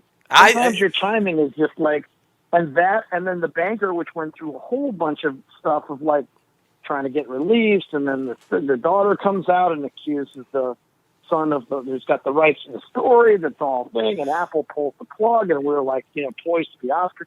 Yep. Then we try to release it in the theaters, and we can't even get our full release in order to be eligible for the Oscars. So now we're up on Apple. There's a possibility we may re-release it and make an Oscar run. I really hope Apple gets behind it and does that, because this movie is fantastic. It is. Thank you. I'm glad you watched it. So I got 2 good ones, and then there's season 1 of Gemstones is all there for the picking. I mean, Absolutely, if they really want man. entertainment, and they want to. If there's not enough hypocrisy happening on their local news right now, and in the White House and press briefings, if they're looking for some more entertainment and humor, if they need a real breakaway and they want to really see how hypocrisy works at the highest levels, with a tax-free family, a tax-free faith, the Righteous Gemstones is on HBO. I haven't really pushed that to everybody because I don't want to have anybody hate me. Right. It's just kind of like, they're like, dude, we get it. You got a lot of good stuff going Right. on. Like, Dude, man. I was like, Yeah. I know, but I'm like a kid. I'm so excited. I'm a 30-year overnight sensation. I've been doing this for fucking 30 years. Right. And it's like, finally, I'm in a movie that people are paying attention to. My sister went with me to the premiere. She lives in Los Angeles, and I stay with her when I'm going to work or I'm going to audition or something. And I come in for the Oscars and the Emmys and the Golden Globes, and I keep wanting to invite her to things, but it never kind of works out. Well, finally, the premiere of Spencer Confidential happens. Right. I bring her to the premiere, and she meets everybody, and Peter Berg and her like totally hit it off because they like to travel, and then I introduced her to Mark, and it's like. I introduced her to that number 2 guy at Netflix. I mean, this is a good night for her. Right. too. Yeah. This is huge. She turned to me at the end of the thing and she's like, James, I've watched all your movies, but she's like, people are going to remember Tracksuit Charlie. Yeah. Oh This my is gosh. the one- Yeah, this for is the sure. role that people are going to talk about, like you've been looking for. And it's so weird because I went to the Mile 22 premiere a while back, Mm-hmm. and I knew that they were doing this movie called Wonderland. Right. And I go to the premiere. My friend Sam Medina was in it. I say hello to him. I say hi to Pete. I say hi to Mark. I'm here to support the movie. And I auditioned for it, but they went to Terry Kinney. So I went and supported. I go to the after party, and then Peter Berg just kind of stares at me, Oh. long, like long, staring me down. And he's like, "Call me tomorrow. I got something for you in the next one." He knew at that moment that I was Tracksuit Charlie. Absolutely. He knew, because he's like, I got something for you. And he goes, bad guy. He goes, you're a bad guy. And I go, what? He goes, yeah. No. Trust me, I got something for you. I was like, okay. And then I went through all this whole crazy rigmarole. It's like, he has a cell phone number. I lost the number. I had to wait 2 hours to talk to him to get the number again. And then he doesn't have a voicemail on it. And Oh, shit. I mean, it's just craziness, Yeah.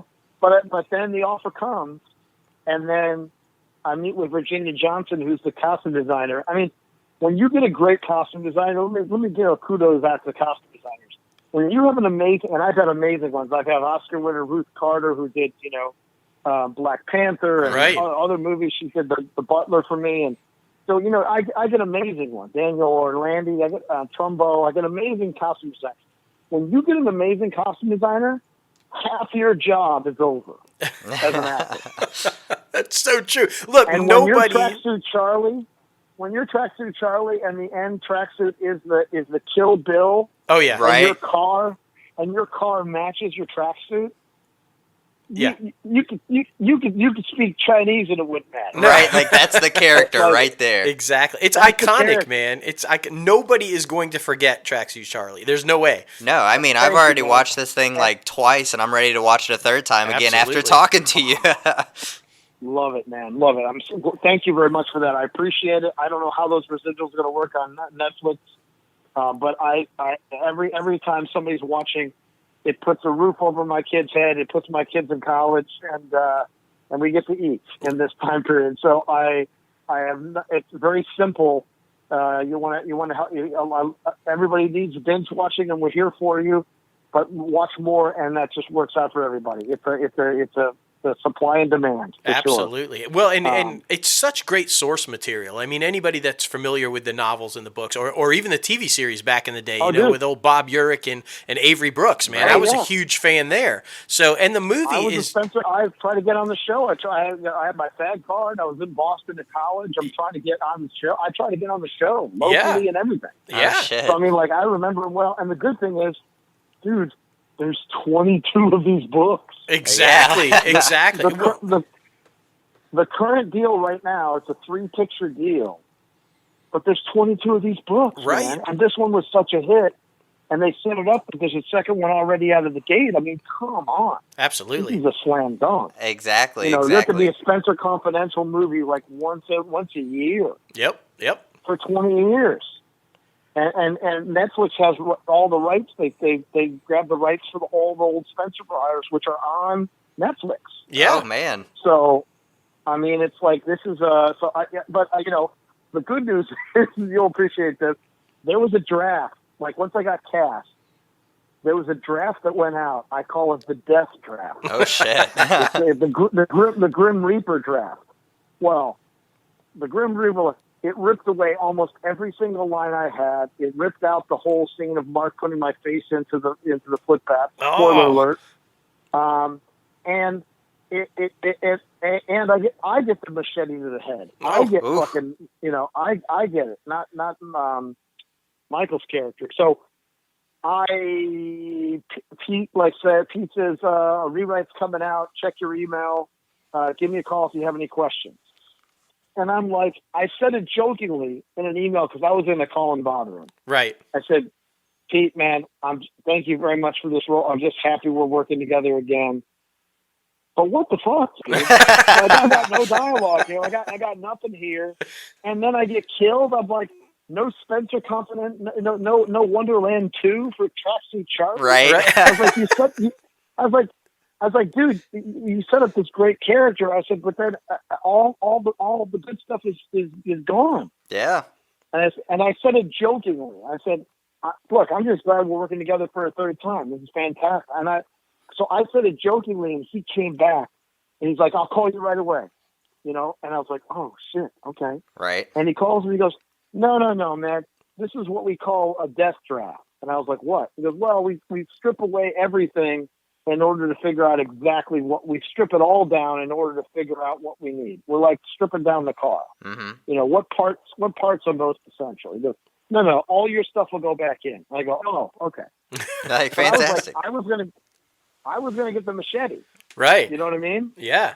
And And, I mean, I mean, now looking at the response to Tracksuit Charlie, I'm like, you can't fucking kill Tracksuit Charlie. Right, He's like- in jail.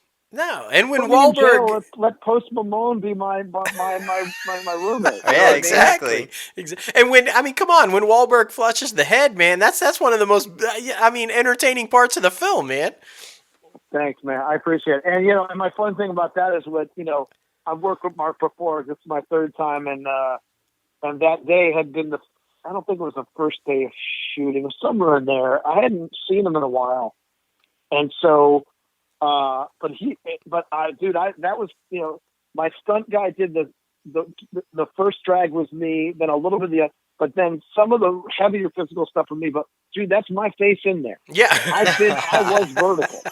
I got my legs all the way up vertical in there, and I did at least 10 of those, maybe 15 in the water. Oh, and in the thing, I was like, Pete's like, "You all right, James? You all right?" I was like, "I'm good. It's okay. It's fine. Give me a second." And Mark turns to me and he goes, "James, I'm going to turn you into an action star yet." That's right. And he goes, "This is how we're doing it." And I was like, "Well, I think there's better ways to do this, Mark, than have Right. my face held in a foot bath with Phil's nasty, stinky fecal, his feet, But yeah, dude, if this is how you turn me into an action star, I guess I'm in. And if you, Mark Wahlberg, are going to turn me into an action star, I'm down. Right. I mean, that's job security for me, pal. Absolutely. That's hilarious. Well, and okay, so Spencer Confidential, obviously, most watched program on Netflix. It's been killing it for a while since it came out. And then that's not enough, though. Like we talked about at the beginning of the show, you got The Banker on Apple. Yeah. So, it's doing huge, man. It's got like a great rating on Rotten Tomatoes. The fans are loving it, And you did. Yeah. I'm glad you kind of brought it up because it did start with a little bit of controversy and it did kind of go through some turbulence to get and seen, we've done man. Nothing wrong. Yeah. What happened 50 years ago has nothing to do with this movie other than you were trying to tell your story in your book about your father. Right. Who you asked 3 times for the life rights and he said no for a reason. Yep. He gave it to his son. So whether somebody did or didn't do something, why soil your father's family and legacy? Let the story be told. Yeah. And it's told very, very well. I've seen many biopics. I've been in James Brown movies, The Butler. These are considered biopics. Biopics can be very, very hard, and family members come out of the woodwork and aggravate, and the people don't feel justified. But like even with Green Book, people were saying from the Dr. Shirley's family were saying that's not accurate. Right. Yeah. It's like, look, I'm not telling I'm telling my dad's story. My dad was the driver for this guy. Let me tell that story. And that's the narrative. And I cannot tell you enough. The performances in The Banker, if anybody is a Sam Jackson fan, that's some of the best work I've ever seen Sam Jackson do. Would have to agree. The entire cast is phenomenal, man. Oh, phenomenal. Nia Long, Nick Holt, everybody is in there. I some of the best work I've done. I have 3 major scenes, but the 2 big ones in the office are like, that's some of the best work I've done since Dallas Buyers Club, Yeah. And given great material. And mind you, I did both of those scenes in a day. Wow. Those big long scenes with Nick, long scenes with Anthony Mackie. I did that all in one day. Shit. Well, and that's 3 to 4 days of regular film work. Right. And we shot on film, which means it took longer because we had to move lights, each different angle. But and Anthony Mackie, finally he's getting the due. It's a very difficult role to be the stick up your ass guy that doesn't respond emotionally to anything. That's a very difficult arc to do. Yeah. And then for it to all really come into play at the last scene for him. That's not an easy performance to do for an actor. But I think Sam's work, Anthony's work, Nia's work, Oscar worthy for sure, and even some of the supporting my fellow actors. The guy that runs the bank, absolutely, runs this family bank, did a fucking amazing job. The guy. That movie needs to get the kind of love, and I'm so glad because the director was like, tell your friends. And Rotten Tomatoes was getting killed, and the daughter was getting on IMDb and like slamming the movie. Oh, the shit. film was coming out, and her whole family was like, creating accounts on IMDb to make it look negative. And once the movie hit Apple and people are at home, I mean, you want to watch a really good, powerful story about a huge economic injustice, which, again, we're seeing a byproduct of this. Yes. Definitely. Redlining still exists. Yep. And I subscribe to the most a positive point of view in life, which is what if. And the what if here is, what if these two African Americans were able to give other African Americans loans in the Jim Crow South in the 50s? Mm-hmm. What if African Americans were given the same economic prosperity and possibilities of running their businesses, owning their homes, helping other African Americans? We would have an entirely different country. Absolutely. But these guys were stopped because, and my character says, look, you tell us how you did it, so we create laws so that no one can do what you did. Yep. So we can make sure that no one can ever have this, that African Americans cannot have the same economic prosperity as everybody. So the American dream is only for certain people. That's exactly right. That's a very provocative thing. Right now, we're seeing who runs America. You're absolutely right. Which is People, why. Who runs America? People or corporations? Who dictates what America gets? What's best for America or what's best for corporations? That's it. And which is why films like this need to be seen. Exactly. And need to be continue to be Absolutely. made. Stories like this have to be told. But I mean, you got to say you're a studio executive, and I come pitch a movie about African Americans. First off, and then let me really kill the pitch. African Americans in the banking industry. Right. Now there's an audience. Yeah. Not, you know what I'm saying? Absolutely. How hard of a sell is it to tell a story about the inequities of our financial system and banking, and using African Americans as main characters? And the Academy, hey, Academy, stop talking about diversity. Right. You want a movie that's up and down the street filled with amazing African Americans? This is it. That's it. Exactly. You got 3 leads in here that are all African American. You got 2 leads that are supporting, and Nia Long. You got Nick Holt, a supporting actor. All 3 doing great work. Here's your movie. Right. This is our Green Book. Green Book is, it's like, that's what it's happening on. And the other thing is, we premiered that movie at the premiere, which is the perfect place to do it, was at the Civil Rights Museum, which is in Memphis, Tennessee. Right. It's at the Lorraine Hotel, where this is how the emotional part for me. As a kid, I remember seeing the pictures of them pointing up to the upper balcony where Martin Luther King was shot. Right. And I was in that. I went into the room, and I got to tell you something, man. That's a pretty amazing place. If anyone ever has an opportunity to go to the Civil Rights Museum in Memphis, Tennessee, go. Because that is part of our history. Definitely. Because as I said with this movie, let's talk about what if. What if Martin Luther King wasn't assassinated? Mm. What if his vision, what if his idea of equal for all? What if his idea of passive resistance, nonviolence? What if his idea of economic prosperity for everyone? What if he didn't die? Right. What if JFK didn't get killed? What if RFK didn't get killed? What if Martin Luther King, Malcolm X? Let's go down. We go down the list. Right. What if these people didn't die? What kind of world would we have? And what does it say? What does it say to pioneers like these guys in this 2 movies? What does it say to pioneers is those who try to, as I say in my scene, you're trying to change the status quo. What happens? You get killed. Yeah. You get assassinated. Yeah. So we're all subjugated to not receive our potential and give everybody that all men are created equal. Right. So I mean, I can't tell you this, and we're looking at how the huge inequities in our situation that we're in right now. You're absolutely right. I want to liken it to, though, we're gonna because hold on to medical supplies because we need to hold them on for us. Exactly. You know who the us is? The right. us is the U.S. Us is us. There is no us and them. There's exactly. Us. Exactly. There's the U.S. Well, so we need to hold it on for us? Oh, my God. Right. Right. I mean, I want to talk to you, though. I'm only going to give help to the swing state so that I can win the election? Yeah. Wow, dude. I just Wow. liken it though, James. I want to talk to you because you brought up a good point.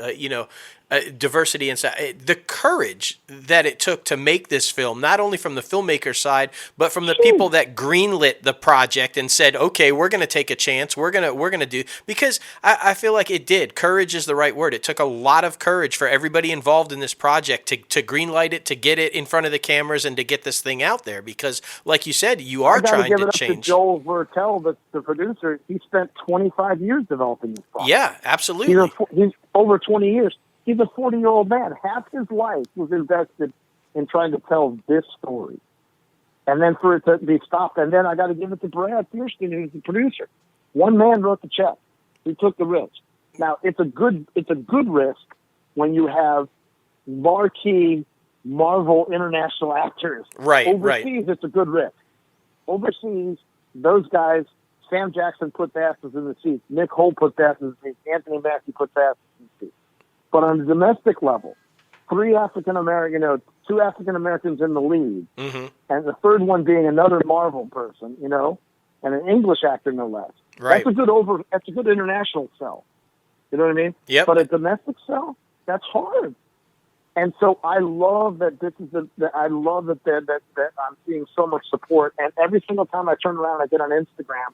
There's people saying the banker, and there's two other actors on the show in the movie with us. And we are all going, thank you for watching the movie. Please go to Fresh Tomatoes. Please go to IMDb, because if you really like the story and you think more stories like this should get people to think and have conversations about the bigger inequities in our society, whether they're African American or not, but they are. If we can have this conversation, we can create movies like this that sparks this kind of conversation that leads to potential change. Mm-hmm. But these movies got to get made. Yeah, absolutely. The only way they were told is like you got to put some huge names in the lead roles that mean something. Right. Well, Sam Jackson means something. Anthony Mackie means something. Nick Holt means something. Nia Long means something. Colin Meaney in his great scenes, he means something. You know what I mean? Absolutely. And Apple did the job. Apple found this movie and said, "We get it. This is what we want to get behind." And I hope that they do right by this movie again, and they do a re-release just in time for us to be eligible for the Oscars. Yeah, that would be because nice. With all these movies, with movie theaters being shut down, there is no better time than right now to let this movie give it its run. Exactly. Agreed. And this is the type movie, man, that changes the status quo. Like you said, if we're going to see more diversity in the Academy, if we're going to see more diversity in the industry, these are the type movies that will change it. Prove it. Yep, exactly. Get behind a movie that has a predominantly African American cast about a historically, a true story based on a true story about a predominantly African American story. Tell that story. Yep. Agreed. And you're right. It's got to be hard. I mean, George Nolte is white. The producer is white. The other producer is white. Editor, we have an African American female screenwriter, one of them. So it's like, can that's another thing is can we tell other stories of other cultures? Yes. Here's a perfect example of how it's done. Absolutely. And I love how the African American community is getting behind this movie and shocked and in awe, like, why haven't more people supported this film? Yep. Well, get out there and support it. Exactly. Download it, figure it out. Go to a friend. You can get Apple TV Plus free for I think it's free for a month or something. It is something like that. And then after that, it's like $4 a month. Like, yeah, for $4 a month. Trust me, Apple's going to give you a lot of content. And if after this is all said and done in this thing, and this is what's going to happen, there's going to be another huge uphold on financial end. Yep. Is just as there were the 20 entertainment. There used to be 20 major entertainment conglomerates. Mm-hmm. Now there's 10, and after this there'll probably be 5. And who's going to be the last man standing? Exactly. Yep, exactly. Who has the most? It'll be Netflix. It'll definitely be Amazon because they have deeper pockets and they're not just in one vertical. That's right. It'll definitely be Apple because they sell phones and computers. So, everybody else that's not going to fall under those three, Judo. Yep. That's what's going to happen. Well, I tell you what, James, And this is why. Good. No, I want to say this is why we enjoy having you on the show, because whenever you come on the show, you spark conversation, man. Definitely. You get people to talk, and that's why your projects always spark people and conversation to talk, and that's why we enjoy having you, man. Because this is the kind of Thanks, man. stuff that people need to listen to. This is the kind of stuff that people need to be aware of and pay attention to, and be out there pushing. And that's why we like to have you on the show, because we agree with you, and we're all about getting the message out there, and you know, as much as we love the entertainment industry, we love what it's about, what life is about, right and wrong, and trying to put that hand out there and help people, man. And that's what your projects do. That's what we try to do with this show, and we're always thrilled to have you on, man. Thanks, man. I appreciate that. And you know, this is let's be really real here about what's going on. A lot of people are freaking out in my business. I started doing an on-camera workout, and I used to do it live in person in my studio in New Orleans, and then I would go to Boston or New York or LA when I'm working, or Charleston when I'm doing gemstones. Right. But now I've moved it on to Zoom. So I have a Facebook page, James DuMont's on-camera workout on Zoom. And now I'm doing Zoom sessions. And let me tell you something. A lot of people are freaked out, and they need this kind of community that I've created where we're in this time period, rather than sitting down and being a couch potato and getting angry at CNN and all the things that are happening with the press conference. There are groups of artists who are gathering together in homes or doing Zoom sessions together, and we're working on our craft. We're getting better. Yes. Why are we getting better? Because here's what the truth and the reality is. At this time that we're all locked indoors, people are ravenous for content. The value of entertainment. So I don't want to hear anybody giving me shit about being an actor and making a very high-risk, difficult choice. Because right now, what are you doing, America, or the world? The world is ravenous for creating content that makes them think, that makes them laugh, that makes them cry, that entertains them, that lulls them from the realities of what's going on in this particular world. While the planet is healing from all the things that we've done to it, we get to go home and we can watch TV together, and we can have dinner together, and we can talk, and we can share different movies. Peter Berg and his son are watching 100 movies together, the best movies ever. They're having a father and son moment over the love of film. Yes. Because his son wants to be a cinematographer, and Peter, directs, and it's like he gets to share this moment with them. You know what I mean?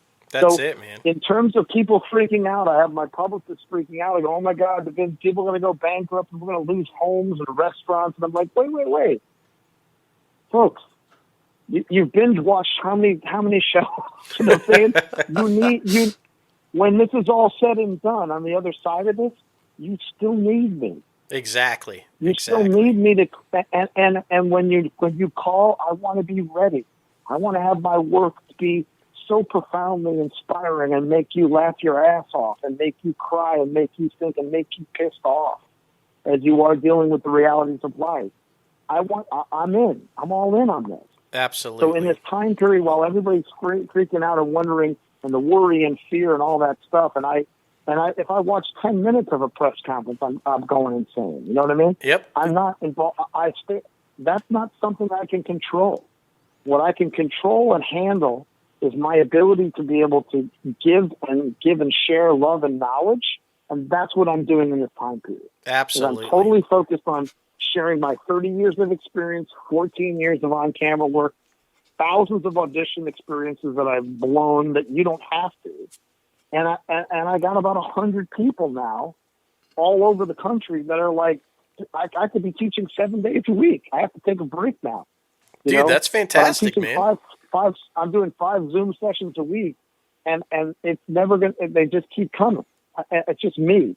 So now I have to add an assistant to help me out just to organize it. But my point is that when all this is said and done, people are going to remember this time that they watched that movie together, or they shared this thing, or Right. that they sat down to the dinner table and they laughed at this one thing, or they were entertained from the realities of having to wear a mask and gloves. I'm about to go to the grocery store today. I have to fucking, wear a full, I'm not, anything that doesn't touch my skin, I have to. Because in New Orleans, we have the highest death rate in the country. So Right. I have to pretend and act like every single person, is a potential, that has it. I have to act that way, which is a terrible way to live. It is. It's It like, is. and here's my big phrase. I never thought that the concept of Fear of the Walking Dead, Fear of the Walking Dead, it's not a TV show. It's a way of life. It is. Right? Like it shit. is. I am fear of these people are walking death. They potentially could give it to me.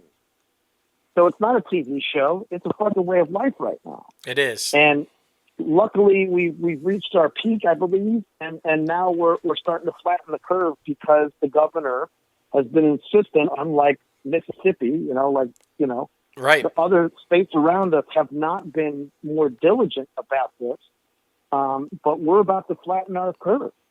We have reached our apex on April 3rd. So we're once you reach your apex like a week later, my point is this, is at the end of all this, people are going to need entertainment. They're going to need content. They're going to need, they've just watched a whole bunch of it. It just helped them to get through. Just like music helps you to get through, just like books and plays help us to get through life.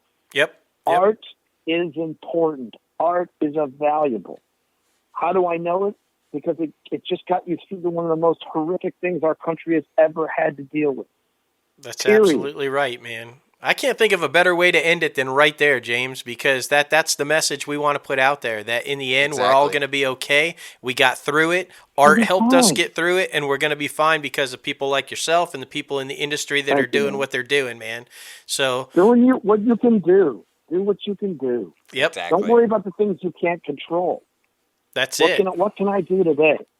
I can have my man. own little world peace in my own little community, in my own little household, in my own little, and I can bring that out when I do go out. That's it. That's it. Well, listen, man, thanks so much for coming on the show and talking to us and sparking some conversation, man, and getting it out there. And of course, we're going to direct everybody to all the social media sites, and we're going to send them your way on the Facebook page, man. And as always, dude, open invite, man. Whenever you want to come talk, just holler at us, bro.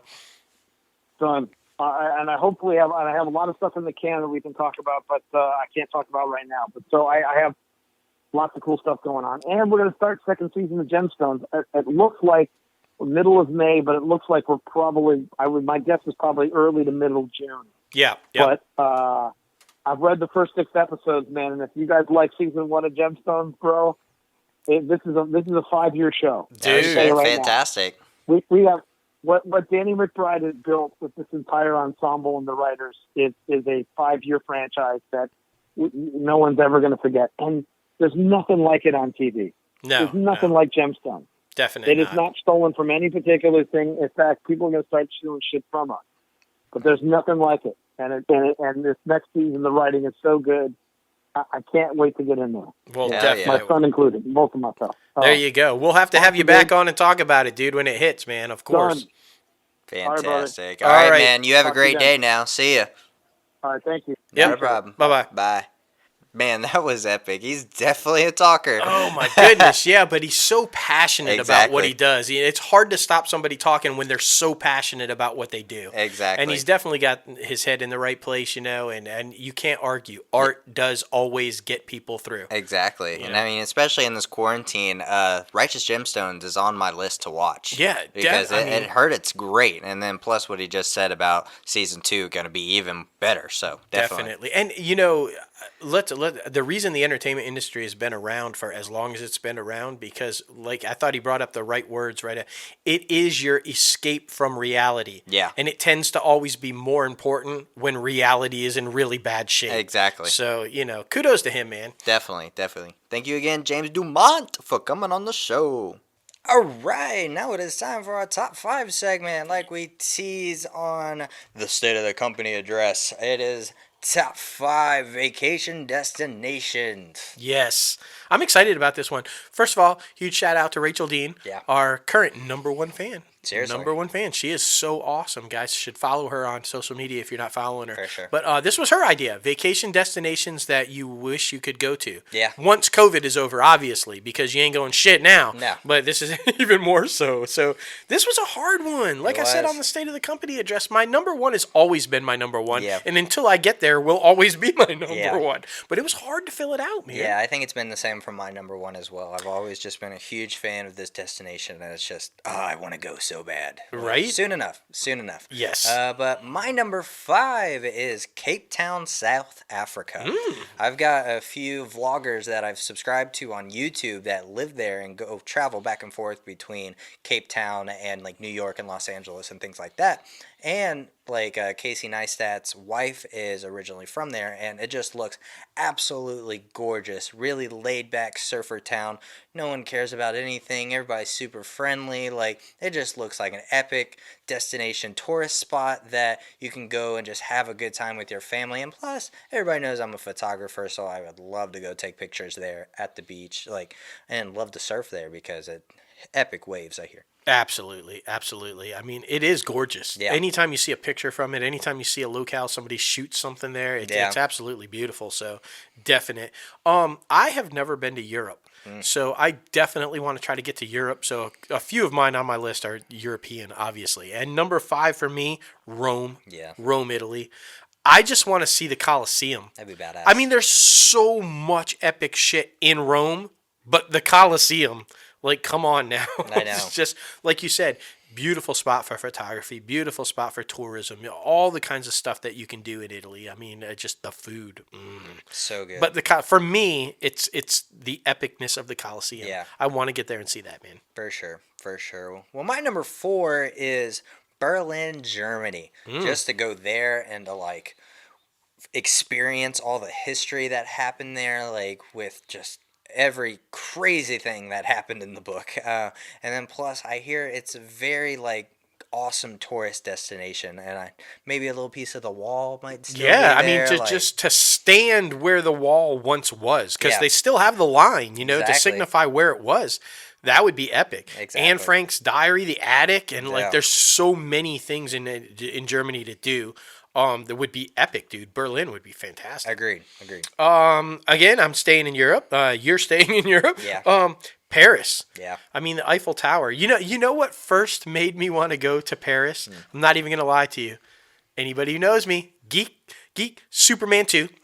When Superman is saving her from the Eiffel Tower and the elevator starts to fall and he's like, and so funny. I'm like, damn, I want to go there. Yeah. Eiffel Tower, man. It's the same reason I wanted to go to Niagara Falls. It's like Superman is the history behind so many of my things, man. it's so But funny. all kidding aside, the city of love. I mean, come on, man. Yeah. Paris, little boat rides and like all the stuff that you could do in Paris would be epic, Exactly. right? That's why I would want to go to Italy to see the streets of water. Yes, Like, dude, epic. man. Oh my gosh, so epic. That whole little, and the great thing is you know, it's all within a train ride. Yeah, Europe is exactly. all kind of condensed. You can go to, London and Germany and Italy and all these train rides, man. It's like Exactly. all in this little area. How awesome would that be? So cool, man. So freaking cool. My number 3, staying over here in North America, is Vancouver, Canada. Oh, goodness. I mean, obviously, filmmakers here. So we would Definite. love to go just see everything that is available to shoot there. And, I mean, honestly, I wouldn't be past moving to Canada. When I settle down, I would love to move to Canada because things here are getting a little crazy. I Just gotta tell saying. you, I gotta tell you, Vancouver would be epic.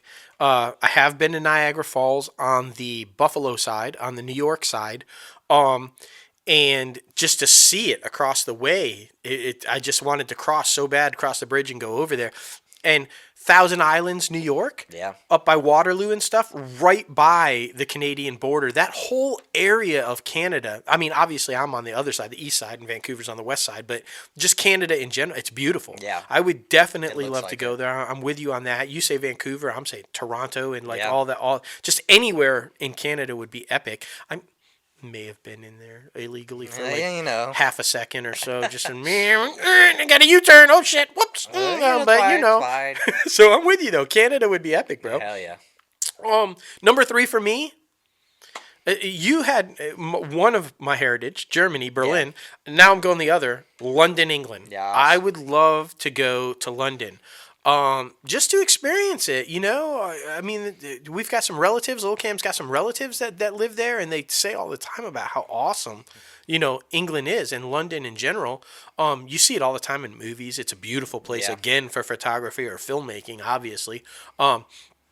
I want to see if the mouth can crack one of them guards at Buckingham Palace. I want to walk up there and I just want to talk and not stop until that motherfucker cracks. Like, I'm betting my money's on me. I can get him to crack. I'm just saying. So funny. So I just want to go to London for that. Goodness gracious. But like you said, the history with Big Ben and you know Yeah. the two clocks and like the palaces and I mean obviously there's so much there to see. Yeah, there's so much, man, so much. My number 2 is Amsterdam, Netherlands. Basically, anywhere in the Netherlands is an amazing, like, nature photography spots. They got waterfalls. They also have streets of water that you could see, and just so many communities there that just would be epic to freaking. It'd be a photographer's dream. Honestly. It would be. I would like orgasmic jizz to freaking go to Netherlands. Does that happen in the shower with Quibi? No, whatever. Stop. Quibi. Stop. No. Hey, no, I'm just saying, there's a lot happening in the shower, man, and now it's like travel destinations. I don't know if Quibi puts out a travel destination show. I'm done. I don't even know. Number 2 for me, I'd like to go down under. Yeah. Sydney, Australia. Yeah, same. Who doesn't want to go there? I mean, it's absolutely, like you said, the fucking beaches, the water, the theater, the opera house, just like so much shit going on in Sydney. I want a Vegemite sandwich, just like so much shit. Anywhere that produces fucking Hugh Jackman and Chris Hemsworth has got to be good. Just saying. I'm just saying. Nicole Kidman, there's a lot of fucking Aussies that are pretty fucking awesome. Exactly. So who wouldn't want to go there? Exactly. Just saying. Crikey, down under, like Yeah. there's just so many. Crocodile know. Dundee, I mean, there's just so many. So good, man. So good. My number 1 is Madrid, Spain. I am a huge fan of Real Madrid professional football, and just the culture, man. The culture, and it's basically California for Europe. I mean, it's hot all the time, and it's just amazing He weather. just did a spot. He just did a tourism spot yeah. to California for Europe. you know, but it's so good, man. It's so good. Spain, that's my heritage. I'm a little bit Hispanic, so I would love to go there for the first time and just visit where everything happens, man. It looks so beautiful. It does. Beautiful. I'm totally down with that. Spain would be awesome. Yeah, I like that. California for Europe. Okay. Kyoto, Japan. Yeah. For me is number 1. Kyoto, Japan. Anybody who knows me for a long time, I mean, I'm just huge into the Oriental culture, Japan, China, all of it. I mean, China, it was close. It was between Kyoto and then obviously China with the Great Wall and everything. That would have been awesome That'd too. have been But epic. Kyoto, Japan specifically because there are a ton of the ancient palaces from the dynasties that led Japan back in the day, and that's what I really want to see. I'm sure Tokyo is great. I'm sure all the modern technology, but I want to see the old school palaces. Yeah. The cherry blossom trees. You know, if you don't know what I'm talking about, just watch The Last Samurai with Tom Cruise. You know, and look at the scenery in that film, and you'll be like, "Fuck yeah, I want to go there." So Kyoto, Japan, man. I think I could live there. Yeah. I still need to watch that too. I heard it's really good. Oh my! You Last really? You Samurai. haven't? Oh my Never seen god, it. dude! Ken Watanabe I've never seen is it. so fucking badass. I mean, the heritage in that movie and just like the honor and the code and the whole kind of like, I mean, this is a bitter enemy, but Yeah. he treats him with utmost respect because that's what they do back in Yeah. feudal Japan and like just. Oh my god! Yeah, we're gonna have to watch that together. 'cause, Like, I mean, so good. you'll have to muzzle me, but I Yeah. mean, like seriously, it's so good, dude. It's on Netflix, so I mean, you know. Ken Watanabe, like before he did Dark Knight, Yeah. you know, before he did Batman Begins. Sorry, he just blew me away in that film, Yeah. dude. Like he was brilliant. I can't believe you haven't seen it. Gonna have to check it out. But what are your top 5 vacation destination spots? We want to know. Be sure to like and subscribe to this video and our YouTube channel and leave a comment wherever you're watching this video because we want to know your top 5 vacation destinations. We do. Or wherever you just want to go. I mean, there's so many places around the world. We've got endless amounts of space, so please. It's true. let We us were know. heavily European or foreign, but Yeah. there's so many great places in America. Exactly. We've been fortunate enough with Crazy Aunt to be able to travel all across the country and everything. Exactly. But fuck, if you've never been to New Mexico or Santa Fe, they're beautiful spots there. Agreed. Tell us. It doesn't have to be foreign. Tell us where you want to go in America. Exactly. After COVID. After COVID. Stay home. Stay safe. That's right. But great top 5 segment. Now it is time for IMDb Pro's top trending segment. We love this app. Literally, we fill industry news every single week through this app. It's such a great product. Only $19.99 a month. Oh my goodness, you get so much information, like one-stop shop for entertainment industry information, like agents, publicists, managers, anything like that. You Yes. can get it here. And kudos to IMDb Pro / Amazon for knocking this month off with the $19.99. Preach. I mean, that's awesome, right? Yeah, It's a huge epic. company. Amazon's killing it with slaying with money, so they give back, you know. So Exactly. But the top trending movie this week, JT, Trolls World Tour, which is apparently doing really well, and it was like-minded and onward with the criticism of the wizardry and voodoo and blah blah blah. Just watch the movie. Just watch the fucking movie. It's a kids movie. It's lighthearted. It's supposed to just be entertaining. Don't think too much into it. Jesus Christ. Just saying. wow, back to Trolls. Yeah, exactly. But kudos to y'all. I mean, it looks really freaking good. It really does, and I think JT mentioned something like he's just going to keep making troll movies because there's a ton Why to not? tell. I mean, you know, family entertainment will never go away. No, for so, and you know, when you're as gifted as he is, and you could just keep putting stuff out there, good for him, man. Seriously. Top trending TV show, Netflix, Money Heist. Yes. This one's rocking and rolling. Still need to watch it, to be honest with you. Yeah, I haven't seen this one either. I mean, what? The queue is packed, man. I got know. a lot of shit. So much. But yeah, definitely have to check this one out. I mean, it sounds like it's really good, and people are talking about it. So Agreed. And still the top trending star over the past couple of weeks, Julia Gardner. Just Yes. killing it. I would love to have her on the show. she would be epic to have on the show, bro, because Yeah. she is a phenomenally talented young woman who, I mean, she's just slaying it right now in Hollywood. agreed. So she would definitely be fun to talk to. Agreed. But anyway, guys, thank you so much for getting a little crazy on episode 110 of Inside the Crazy. No O. No O. 110 of Inside the There's Crazy. only one O, bro. Oprah. That's right. But thank you again, James DuMont, for coming on the show and getting a little crazy with us, talking about your popular roles right now. Even though you've been in the game for so long, you're on top of the world right now, man. He is, man. He So is just congratulations awesome. to that. Be sure to follow him on Instagram and Twitter. James K. Dumont on Instagram and James Dumont on Twitter, I believe. I think that's flipped. Is it? Yep. Okay. James K. Dumont on Twitter, James Dumont on Instagram. Okay, wherever you find him, he'll pop Just up. fucking type in James Dumont, he'll come up. He'll pop up. In the yellow tracksuit. Exactly. Be sure to follow us on social media at Crazy Ant Media, anywhere you're on social media: Facebook, Twitter, Instagram, Reddit, Pinterest, YouTube, all those good places. Pinners. Yes.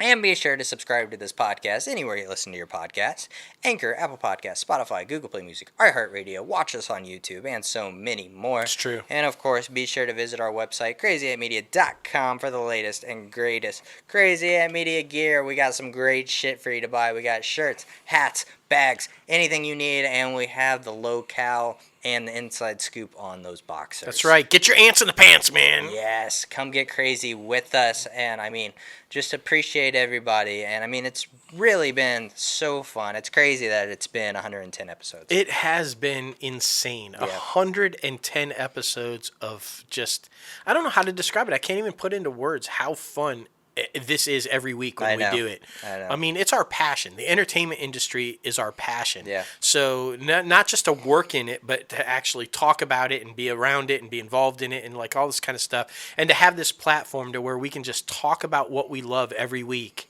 is, I mean, it's been great for the 2 years, man. Yeah, honestly. I gotta say, my favorite section of the show probably was Warner Media, everything about like what's going on there with the Batman, the prequels to everything like that, and of course Friends. Of course. How could I it not? mean, you know. How could it not be Friends, right?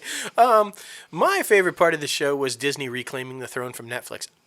I'm kidding. That's not my favorite part of the show, but it was pretty good. Yeah. Because I love Disney. Yes. And you know, You know. But it's okay. It's all right. No, I think just my favorite part of the show, honestly, is when we were talking about the biopics and like what's coming up with Whitney Houston and everything. I just feel like I said, I was a huge fan of Whitney. Yeah. One of my first concerts, I got to see her in New Orleans, and wow. it was pretty epic. Yeah. And just literally the hair stood up on my arms when she was hitting the notes for like Greatest Love of All or whatever. It was mind blowing. So good. And I just feel like, as of late, like I said, that stupid holographic tour, I just felt like she hasn't been given the proper send off or respect that she deserves, and I think this is going to do it. I think Clive Davis is going to rebound. So that was my favorite part of the show, talking about that. Hopefully they get that right and do her right. Yeah, exactly. Well, you know who does everything. Oh, the only O that matters, Exactly. right? Oprah.